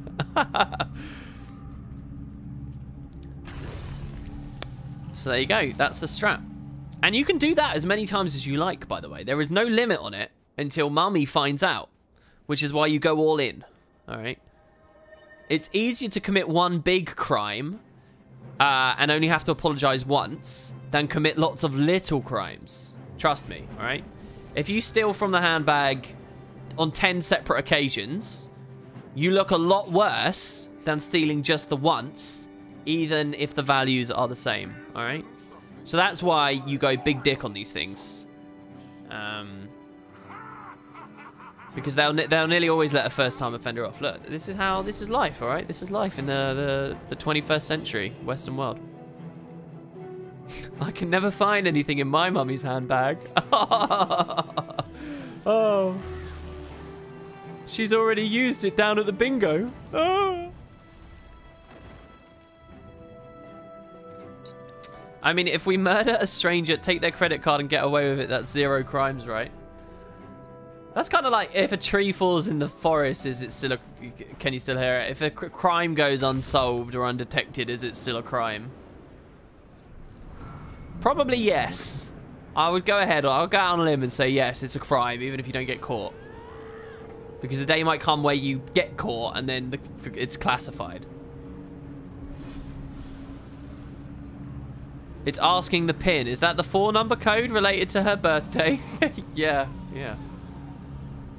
It's the thing you find... where do people hide their pins? It's that thing you'll find underneath the keyboard, sellotaped on and paper, yeah? You see those 4 numbers that she's sneakily put on there? No, no, no, not that one. That one's her password, because she often forgets that. Alright, it's the other one. If a crime nets you a sick pixel effect in a video game, is it still a crime? Probably. You know, it's funny, I was reading about, this is suddenly, I'm not even joking now, I was reading about, like, a tragic, horrible, terrible thing that happened in, and I say, what I'm about to say, I say with no irony, and I say with no, you know, I'm not trying to be funny or anything, but, it was really fascinating. I was born in the early 90s, right? So I don't really know much of what happened. But there was a horrific, horrible, horrendous crime that occurred in Liverpool in the early 90s, right? Where basically it was 2 children that did this terrible, horrible thing. Okay, now you can wiki it and you'll find it pretty comfortably. But these kids did this horrible thing. And it raised all these debates about, like, how do you punish young children? When do we consider them adults? How, you know, where does the blame lie? How do you rehabilitate people? All these, you know, fascinating things about, you know, modern philosophy on punishment and so on. And anyway, what ended up happening was these people, you know, they served sentences and then they were given new identities and secret identities and sort of released back out into the world. And I was reading the wiki page about these people and the fact that they were released back out into the world a long time ago, like 10 years ago now. And amazingly, what you can see online, there's this long list of history of events that have happened since they were released. And there are tons of people and tons of incidents of randoms online with, like, large Twitter followings or large Facebook followings, not necessarily YouTube or Twitch, I didn't see, but people with prominent audiences online who falsely claim to know that this is one of the, because these people are in hiding, right? And they're not supposed to be known by the public, because if the public knew who they actually were, these once upon a time criminals, they've served their crime, so they should be, you know, treated as regular citizens, in my opinion, once they've served their crime, their punishment. But basically, people falsely accusing those they work with, or those they live with, or those they interact with, as being the new identity of X and Y, right? If this all makes sense. And it was fascinating for me to look at, because I realized, you know, when people do that, when people make those false claims in the UK, they go to jail. Like, it's basically, well, what I'm trying to explain is, if I ever wanted to get myself arrested, and it was really scary and amazing to suddenly realize, if I ever wanted to genuinely get myself arrested, I could do it in a flash, right here, as Wooden Potatoes, speaking to you right now, with whatever size audience I have, right? I could instantly get myself arrested by going online and making sincere claims and accusations that I know these people. And that's all I'd have to do. Just on a stream, on speech, that's all I'd have to do. And people would come knocking on my door and they would throw me in jail. And I'd be put in jail for endangering, you know, people's lives and all this stuff. And I mean, you know, it was crazy to look at, like, because you get very few examples of that. But there have been tons and tons and tons of situations where this happened with that specific case of people. And it was one of the most bizarre things to realize in the whole world, that, like, even in my little corner, my stupid little life that I run, I could do that. And, you know, it would be deemed as a really serious crime just by speaking about it. And it makes you think all kinds of funny things about free speech and stuff. Anyway, so yeah. Okay, dude, that's enough SWAT time. I know, it's almost scary relating the story to you all now, because it's like it'll put you on a list of some kind. And I think it's, you know, if I actually take a second to think about it, not that I'm any kind of expert on the subject, I think it's good, though, that people are held accountable for making false accusations about serious stuff.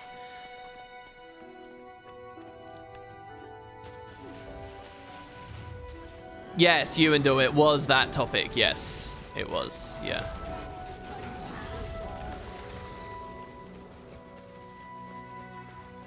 I'm here because, God, I got so carried away in that discussion there. I was going to do the Buried Archives jumping puzzle. Now, Buried Archives, why did it link me to the north? Isn't it down here? Isn't this the Buried Archives? Where that commander is? I'm guessing where that commander is. Oh, was it Manchester? Sorry if it was Manchester and I said Liverpool. Oh, that would probably really piss some people off. Like, really piss some people off. I thought it was Liverpool, but maybe it was Manchester. Don't come after me. tragic, horrible thing, the last patch notes. I know, guys, did you see that Scourge got nerfed? Did you see that ArenaNet are confirmed to hate Necromancer?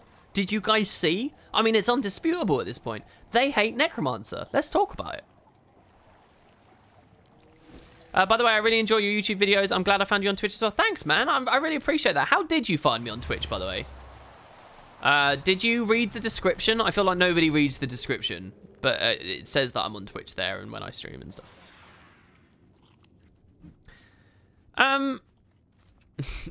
Liverpool, Manchester, isn't that all Ireland? I think the only thing worse than... We're skirting the same topic of, like, calling a Scottish person English. You know?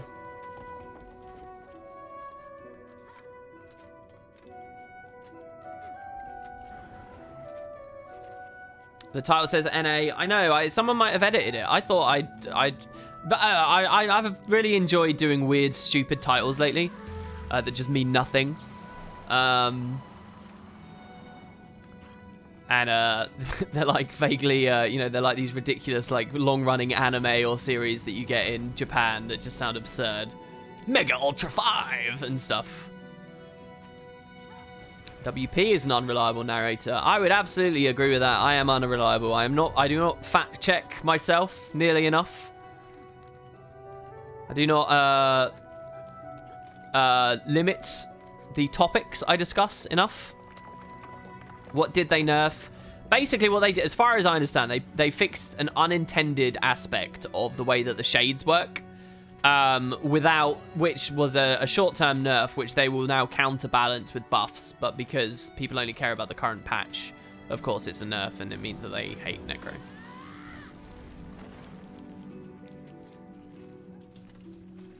But please pretend I didn't say that. I think the main thing we're supposed to do in the community right now is be angry. I'm not, I'm too scared to go against that, so... Yeah, it's bad. It's Necro. Oh, terrible. WP, where would you like us to go next for raids? I get asked that all the time, man. The Wizard's Tower, a sewer, the Fissure of Woe, the Underworld. One of these. Okay, Maguma Jungle Forager and Crichton Vista. Okay, so let's go Forage in Ratasum. They will counterbalance with a 5% axe buff.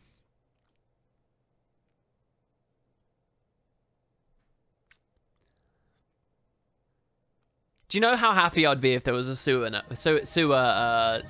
raid?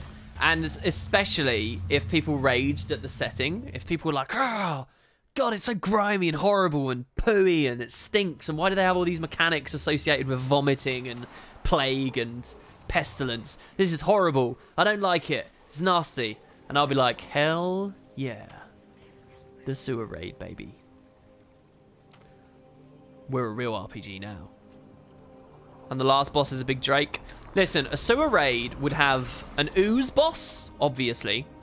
And the ooze boss would be kind of similar to my proposed Titan boss from the top of the Wizard's Tower. But it would definitely have an ooze boss. And I think the game of this would be that, yes, the ooze splits at various health thresholds. But then they try to move back together. And there's an element of CC involved to keep them apart. And then they split again, and then they're trying to move back together, and they split again, and they're trying to move back together. And you got to keep them apart in some way, but in a more fun way than the Fractal does it. So we'd have that. We'd also have, so mounts are a thing now, right? So obviously the sewer raid would have a skimmer encounter, where throughout this encounter you can always get back on a skimmer. There's lots of skimmers roaming around, and you can press F on them to get on them in combat. Okay, and what's going on this one is you're in an underwater tunnel. You're in a tunnel that's not flooded, right? And you're wading around in the water, but slowly it's filling up. So now you're swimming and you're moving slower, right? And the point is that while you're in the water, like Draconis Mons, where you're constantly taking damage, you're taking damage in this water too, because it's all like pooey, slimy water, nasty, toxic water, right? So you're taking damage, you're being atrophied down, and you can't be healed in there either. It's like agony, right? So the idea is you need to stay out of the water. But the water's rising. And you need to use your skimmer to fly through these tunnels and get your way out. It would be a bit like the Labyrinth encounter, basically, from Wing 3. But it'd all be about getting out. And maybe sometimes you'd have to hold your breath and dip down for a second to hit a switch to open another sluice to get more people through to open another one. So that would be like the middling thing in the sewers. There would indeed be a Drake boss. It would be a Drake broodmother. And it would have a very powerful tail swipe ability that threatens to knock you backwards into a pool of slime. But the slime increases... I don't know. I'm literally pulling all of this out my ass. But it would be cool. Come on, there's lots of exciting things they could do in a sewer raid. They could make it really dark, like Ravenheart Gloom. I would actually die for that. Do you know... I wouldn't die for that. But do you know how cool Ravenheart Gloom was, guys? Alright, before people started messing with their screen gamma and stuff to bug it out. It's cool. Let's have a raid like that. Final boss is Pennywise. What? Man, I've gathered everything except the plants that I needed. Skimmers were always in Divinity's Reach, I knew it. Lake Doric was an inside job. Well, the entrance would be from Lake Doric, obviously. And for those that can't get there, it doesn't matter because they got the aerodrome as another thing. You watched my video about skulls last night. Wow, dude, that was a long time ago I did that. I really cared about that skull idea. I remember I got criticized by Brazil when it came out, who suggested it was a terrible idea because everyone would just play warriors. And I don't really know whether I agree with that still to this day. But I will acknowledge that I'm not the smartest mind. I'm not the sharpest mind for those matters in the game. But yeah, the skulls video, that's crazy. You said you have to say having all the silver skulls but not the gold one would probably lead to groups insta-kicking anyone who dies. Yeah, I mean, it was pretty extreme. I don't know. I was remembering my Halo days, what can I say? When is the next expansion? Oh, it's in about a month, man. It's been ages since they released Path of Fire. So they're just, you know, we've all been waiting. We're all wondering when it's coming out. It's long enough, isn't it? It's going to be about 30 days away. Okay, or you could listen to Cottage, who has a more reasonable answer for you. All right, Crichton Vista Viewer. Let's go grab that. Then that's our daily done. Then that's it for Halloween, isn't it? Really? Haven't I done everything? Someone in chat tell me something else for Halloween, because if there's nothing else, I think we're done here. I think we can wrap up and go home. Which is nice, because this has been about a 2-hour stream anyway. WP, your sarcasm has offended me one time too many. Unsubbed. I'm sorry, Beta Ace. You're a legend in the community, and I'm sorry to see you go. Genuinely. Why am I here? What is wrong with me? I came to Vista. I came to Kryta to get a sodding Vista, and then I just immediately came to the pumpkin route. Like a div.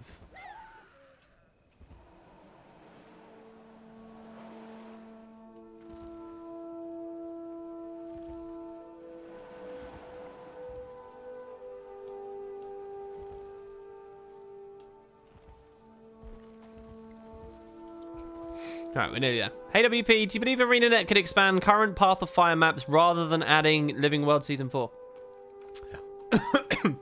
You use the word expand. Do you mean delete all the big walls that box them in and then push them out? I don't know about that. But in terms of adding small caves and content, NPCs, collections, stuff like that to them, new events, so on. Yeah, I believe that that's possible, definitely. And I actually wouldn't mind... So here's the thing. Episode 1 of Season 4 is a big moment. It's the moment to convince all these new Path of Fire fair weather players that Guild Wars 2 is good, and their Living World updates are good as well. So a lot of people believe that Guild Wars 2 is in a bit of a resurgence, and it's in a golden age, and blah, blah, blah. But many of them still don't know what it's like to be playing with regular updates.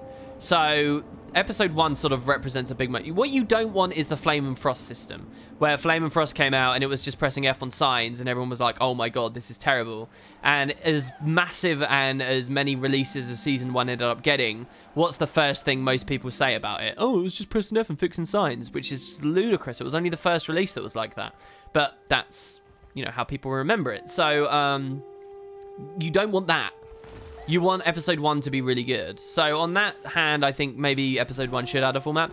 But I also think that, you know, it's not unwise for episode 1 to sort of... Let me put it this way. You know, we had Heart of Thorns 2.0, and then later we had Season 3. What if Path of Fire 2.0 and the start of Season 4 were kind of rolled into one another, yeah? So episode 1 has a lot of meaningful story around the Bone Palace and the Desolation and Amnoon and all of that stuff, right? But also... So it feels like a new Living World update, but it's also serving as an expansion 2.0 thing, and it's giving us new metas or refining metas and blah, blah, blah, and rewards and so on.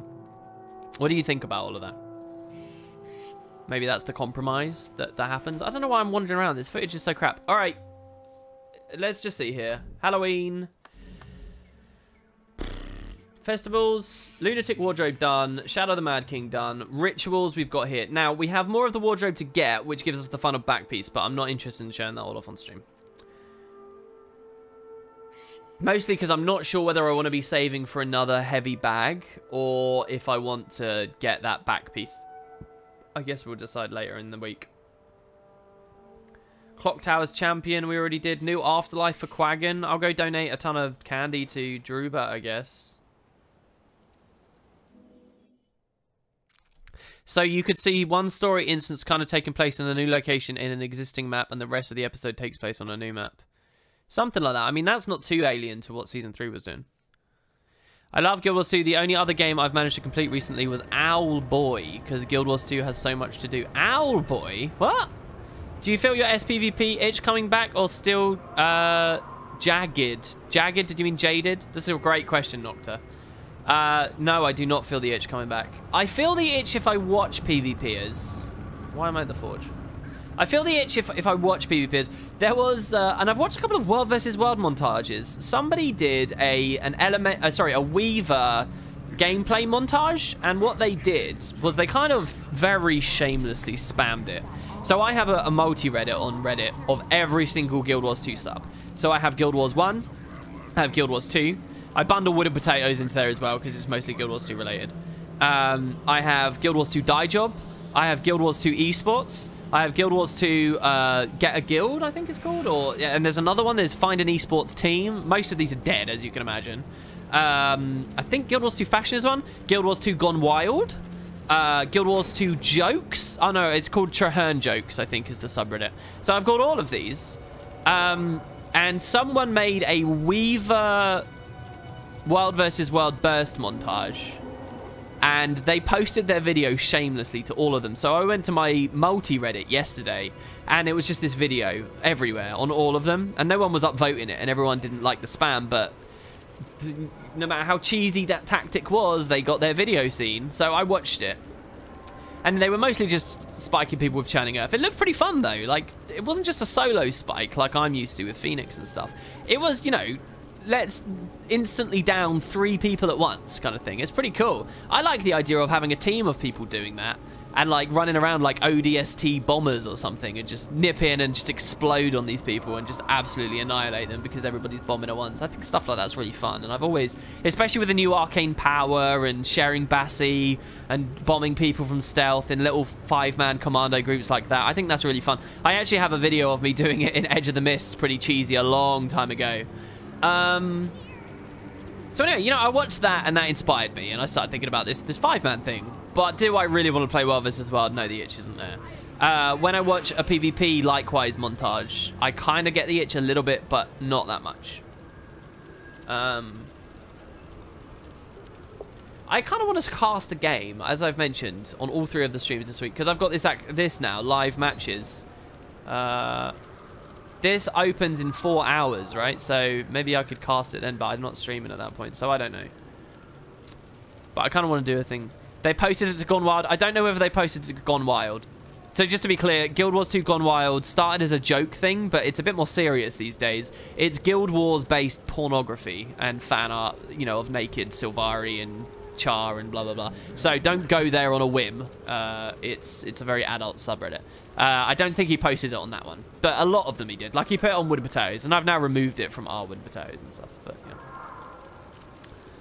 Do you think it would be prudent use of dev time to continue implementing secret achievements slash features of a similar magnitude as the Griffin in Living World? Might raise the lifetime of the relevance of the content and entice players to return later on. I don't know whether you're right about that. I don't know why... This question's messy. This is an ugly question. Do I think it's a good idea to add big, meaningful progression-based things and features that you say there, like the Griffin? Yeah, of course, definitely. That's what Living World's there for, to add stuff like that, to add new masteries. Yes, yes, yes, yes. And who would question that? Why is that even being asked to me? Yes, it's a good idea to add features like that, of that magnitude. And the closer they can get to that magnitude, the better. Nobody's making a decision to not go as big dick as the Griffin. They just go as big dick as they can each time with the resources they've got. That's it. But then you use the word secret. How does... If a Living World release comes out and they add a big new thing and they make it a secret, how does that entice players to return later on? I don't know what...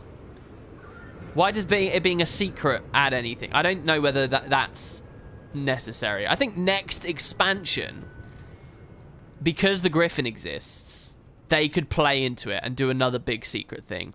And people could be really excited about it. And they could hide it even better. And I think I think the true value, or one of the biggest values of Path of Fire's Griffin and the fact it was a secret, I think that will manifest when Cogs of War is announced. Because people are going to be like, all right, they're telling us that this is here. They're telling us that this is here. I wonder if there's something extra. That could also be a concoction for Disaster, because if there then isn't anything extra, that's going to be declared a letdown, and it's going to be a comparison point between Cogs of War and Path of Fire, and people are going to be saying, oh, you know, POF was better, they've dropped the ball again, blah, blah, blah, blah, blah. So, you know, in a weird way, I feel like ArenaNet are now beholden to having big secrets in upcoming releases. But maybe I put too much value on the people who will inevitably have that opinion. Maybe they're not that, you know, maybe they're few and far between and ignorable. But as for Living World, no, I don't think they need to make things secret. I think Living World needs to make it very evident to broader gaming what it's adding. And, you know, it can't take those risks. I don't think Living World can take those risks. Maybe people disagree. WP, so I started playing when Heartthorn's release, and I only ever played Verdant Brink for some reason. Wow, dude. Let's scroll up. Sorry, it's scrolling a bit quick.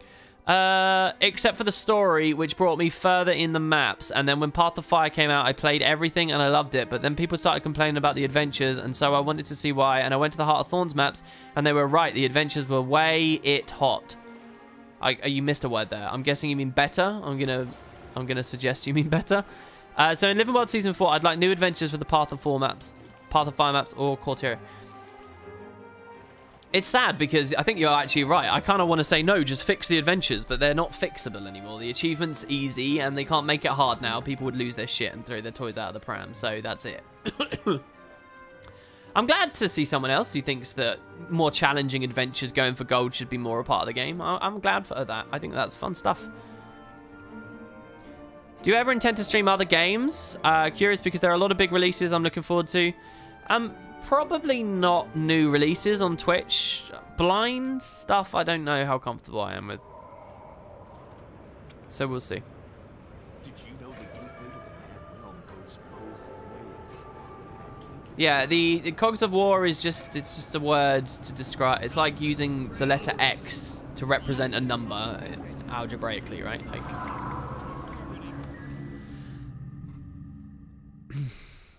And there's a lot of good reasons why we could and should have a Char one, but that was true before Path of Fire as well, so.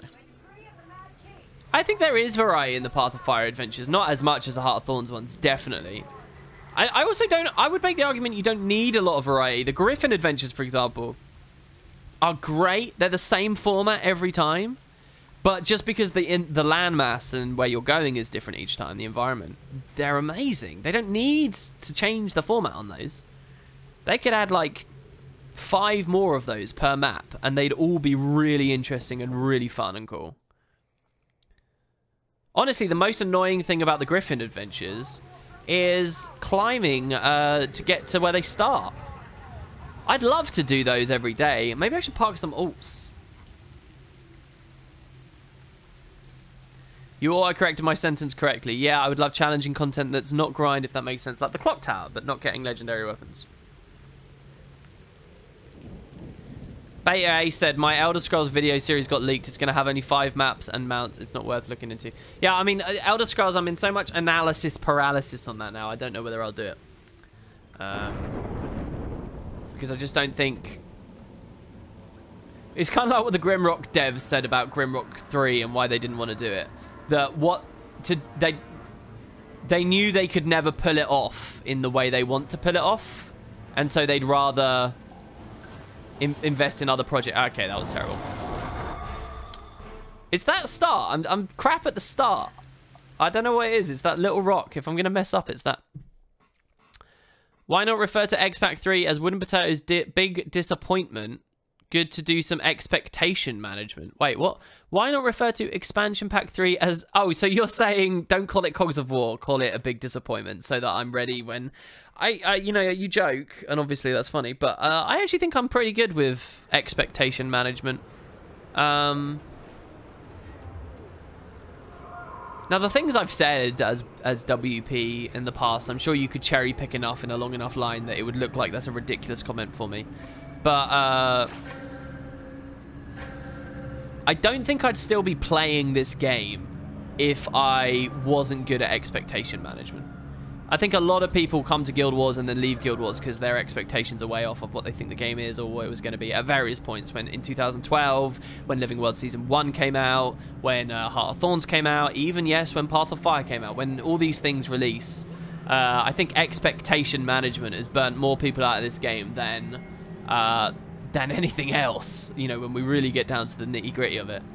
But I've never been that upset. I mean, I'll talk about how it's bad and it's not, but it's never been enough to like push me away fully.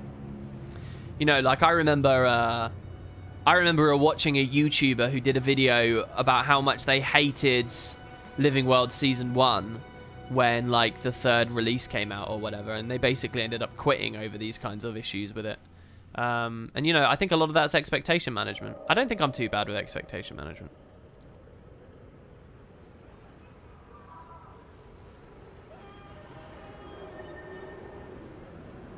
Let's at the moment see what is the most underestimated race by ArenaNet. Sylvari got Heart of Thorns, Asura, Ratanovus, and Arcanus. Human, Alona, Etc. Norn, Bitterfrost Frontier, and, oh wait, nearly nothing. Norn expansion pack, hashtag North, the old lands of the Norn. Now, you raise an interesting point, Rain Pumpkin. But I have a counterpoint to that, okay? The counterpoint is this. What if ArenaNet do another Sylvari-based expansion, alright? And so what they do is they have the Pale Tree... the Pale Tree gets branded, alright? Think about it, right? The Pale Tree gets branded. And so then they do an expansion where the Sylvari start losing their minds. And they start, like, feeling the pull of an Elder Dragon, Kralkatoric. And so some of them split off into other factions. And we have to, like, deal with them. And we can have a lot of juicy drama. We can introduce some more Sylvari characters. You know, that maybe we didn't know before, but now are really important. And, you know, the fate of the world rests on their shoulders. And they can bring Scarlet back to life. Scarlet was a really cool Sylvari NPC. I don't think anybody disliked Scarlet. Great reason to get Tara Strong back in. We all know that's great, you know, there's some real talent there. And I think that if they did that, doesn't that solve everything? I mean, yes, there wouldn't be too much Norn stuff, but the Sylvari are the coolest thing about Guild Wars. By a long way. They're the most unique, creative, interesting, layered thing that Guild Wars has. And you know, I'm not pulling any punches here. Maybe they need to shill them a little bit harder. So I think I'd quite like to see a Sylvari based expansion next. Where yeah, there's this kind of like moral issue going on with them and they're losing their minds. I think that's not only is that a good way to return to the Sylvari, but it's also a way to get to some stories they haven't been able to tell so far. So maybe that next expansion, and then you might say, okay, well, look, all right, let's go. That's all good. I understand you win potatoes. That's completely indisputable. Why don't we go with Norn, the expansion afterwards? And I see your point. But I wonder, you know, if maybe the Sylvari would be a good expansion for after that. Because what they can do is they can set up some Sylvari characters in the next expansion, and they can have them, like, I don't know, fall in love or something throughout the season, and then kill them off at the end of season 5. And then at that expansion that's coming up, we can deal with the fallout of that. What do you guys think? And, you know, I think that, you know, there's this thing about Guild Wars. It has, like, a dragon on the box, and it's all about killing Elder Dragons. I think Path of Fire has demonstrated that you actually don't have to kill an Elder Dragon in an expansion. In fact, maybe we don't have to deal with the Elder Dragons at all. So after this Kralkatorrik thing's done, and they've, you know, finished up the Edge of Destiny stuff, maybe Guild Wars isn't about Elder Dragons anymore. Maybe they just stick to their guns, their strongest stuff, and, you know, what they got a genuine community and fan base around. And Guild Wars 2 becomes about the Sylvari. What do you think about that? So, like, you put a Sylvari on the box, and maybe you can retroactively go back and sell copies of regular Guild Wars 2 so that people don't get the wrong impression. And it's Sylvari based. Yeah. They can add, and you know, people keep asking for new races. What if they just add, like, new versions of Sylvari, where, like, you can have Venus flytraps? Someone in chat said, joke died 3 minutes ago. This is because I've been watching too much Stuart Lee, and one of his sticks is just to keep going on and on and on. And people get really annoyed with it, like, frustrated that the joke is just going on too long, which clearly amuses him. And he keeps going and going and going and going and going, and I see the appeal. So yeah, all right, I'm done. It's over. That is just about the worst thing that I could imagine them doing. The sarcasm has gone on long enough for a new player to come into the channel, get a bizarre impression of the game, and leave without trying the game. What about Sylvari sub-races? Well, let's talk about it. Let's talk about what happens when a Sylvari gets with a Char.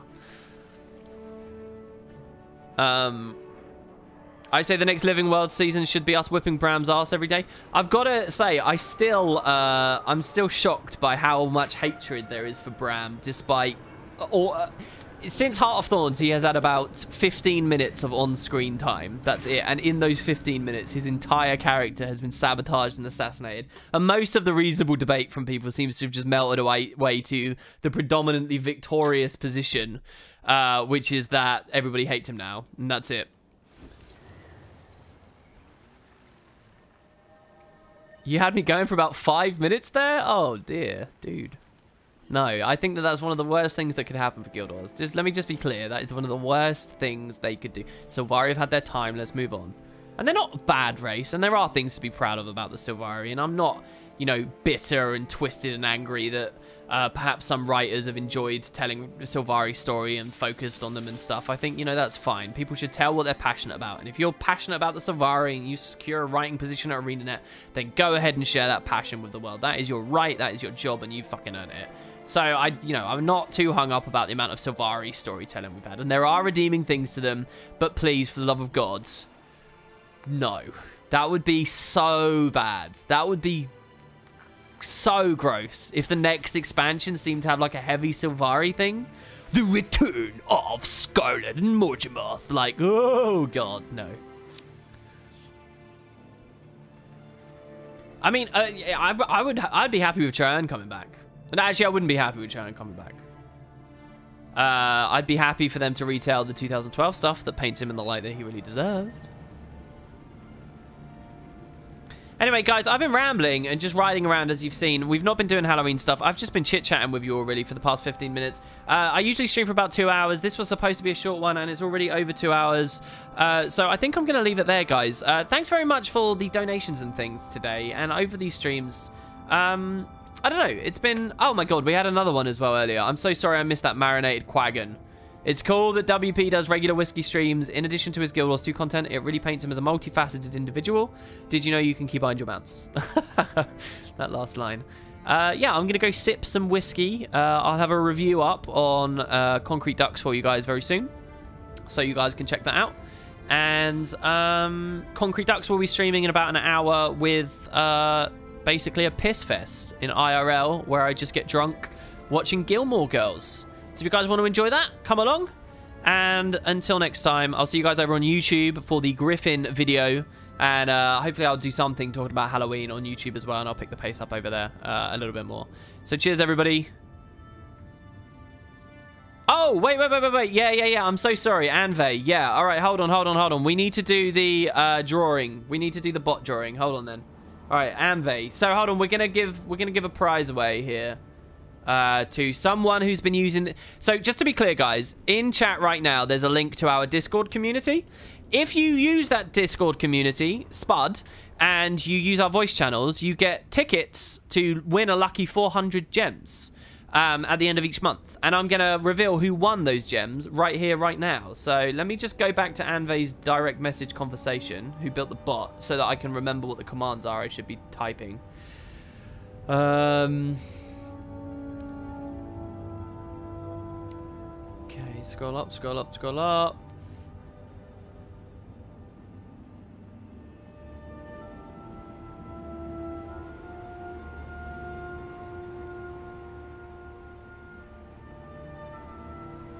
Man, I can't find it. Where's the hell are the commands? I've forgotten them.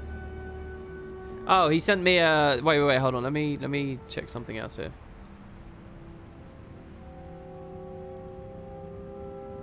Alright, I found him. Alright, so what I want to do is... we're going to get some interesting stats from this as well, I think. So, what channel do I need to go? I can do it in any channel, right? I can do it in general chat. People won't see. So yeah, you guys can join in. You can even join those voice channels now and make some new friends. And you'll get in on this. So, that's role assigning. Alright.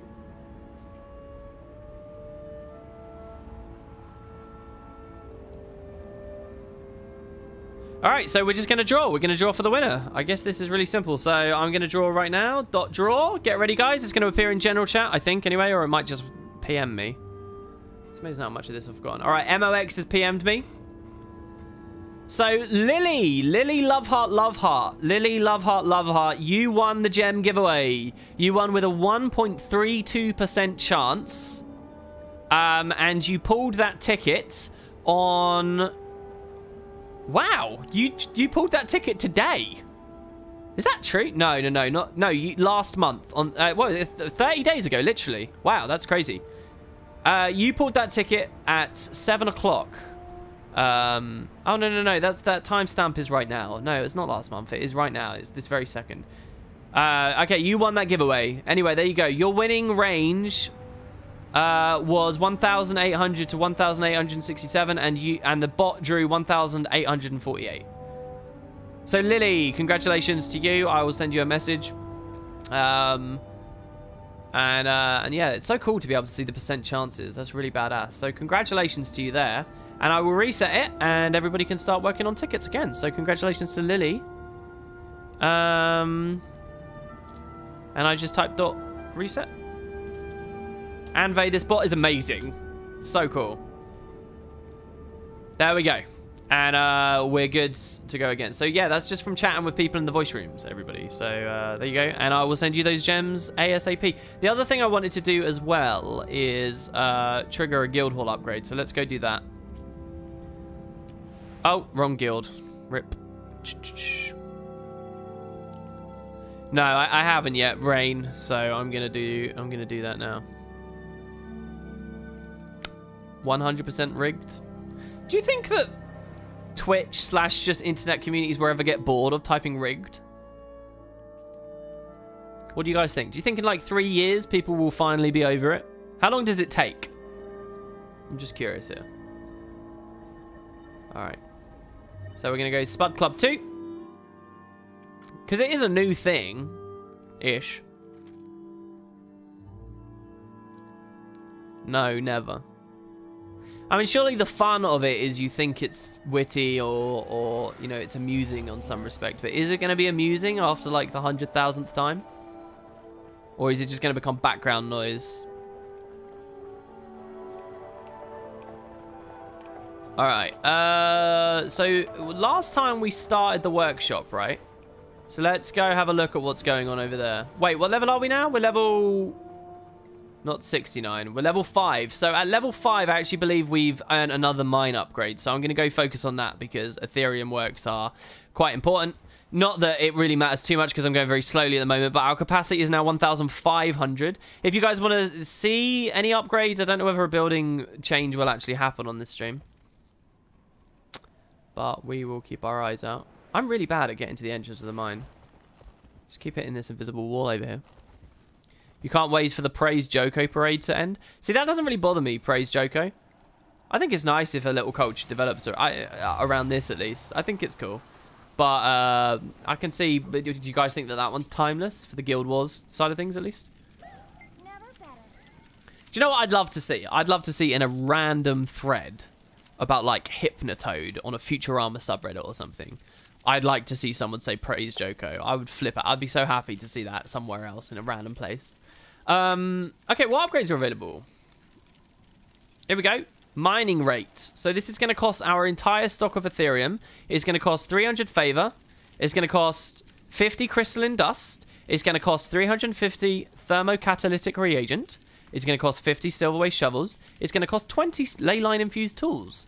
It's going to cost 300 mithril ingots and 300 elderwood planks. It's going to give us mine excavation 1. We're going to be able to produce Ethereum at a faster rate. And again, this isn't really too relevant because I'm procking these quite slowly, like 1 per week. But who knows? Maybe by the time Saturday rolls around, we'll see that we're already back up to cap again. It's also going to give us some guild experience, which leveled us to level 6. So that's very nice. And we increase our mining rates. I don't know whether that means that new NPCs run over and start digging into the wall. I don't think it does. But there you go. Pretty cool. So that was 2 things that I wanted to do on today's stream as well, which I almost forgot about. Aloda says, you won't make me change, WP. It's okay. I'll just be passive, aggressive, and niggling about it. I'll nag you to the ends of the earth about it. And eventually, we can change the internet, guys. We can stop rigged from being said. You've been banned from R the Joko. Does R the Joko exist? If it does, I need to put it on my multi. What are you up to? But yeah, I think that's about it then, guys. You just finished my stream bingo card, though, for passively criticizing the core personal story. When did I do that? I didn't passively criticize it, did I? When? At the end of the stream, I criticized the... How? Trahan? Oh, no, I said I would like to see him be remade in a way that does justice to his character. Well, congrats on finishing your stream bingo. I got to admit, it crushes me a little to be so predictable that such a thing can be a thing. But there you have it. Yeah, I'm sorry, dear Kana. I'm really sorry that it's ending, but we've been going for almost 2.5 hours now. I've been streaming a lot this weekend. I'm very early, and it's just a bit silly of me. So, yeah, I'm going to go refresh and go hit the next project. You can change 1 man, but 2 more will take his place. Yeah, I know. It's like the new children of it going to be born to replace the old ones. We need to go into like a Children of Men style post-apocalyptic world, right? Or actually, apocalyptic world, really. And in that case, we can finally get rid of rigged being spammed in chat. Because everyone's going to be like a grumpy 6-year-old man eventually. That'll be good. And even then, there'll still be like 1 guy in the corner who's like, yeah, this is so funny. All right, there you go, guys. Thanks very much. And again, thanks very much to all the lovely support. Anybody who subbed today, if you enjoy this, guys, I do it every weekend, Saturday, Sunday, Monday. If you want to follow the stream, it's free. It does nothing. It just gives you a notification when I next go live, and you can enjoy early stream ASMR goodness and whatever the hell I'm dicking about like a clown on stream with at that time. Anybody who subbed as well today, you're all awesome, and especially those who donated. I can't believe that big donation earlier. Luna Buho, I hope you got your money's worth over these years, dude. I really do, because I'm not sure whether I'm worth it. But thanks, guys. I'll see you next time.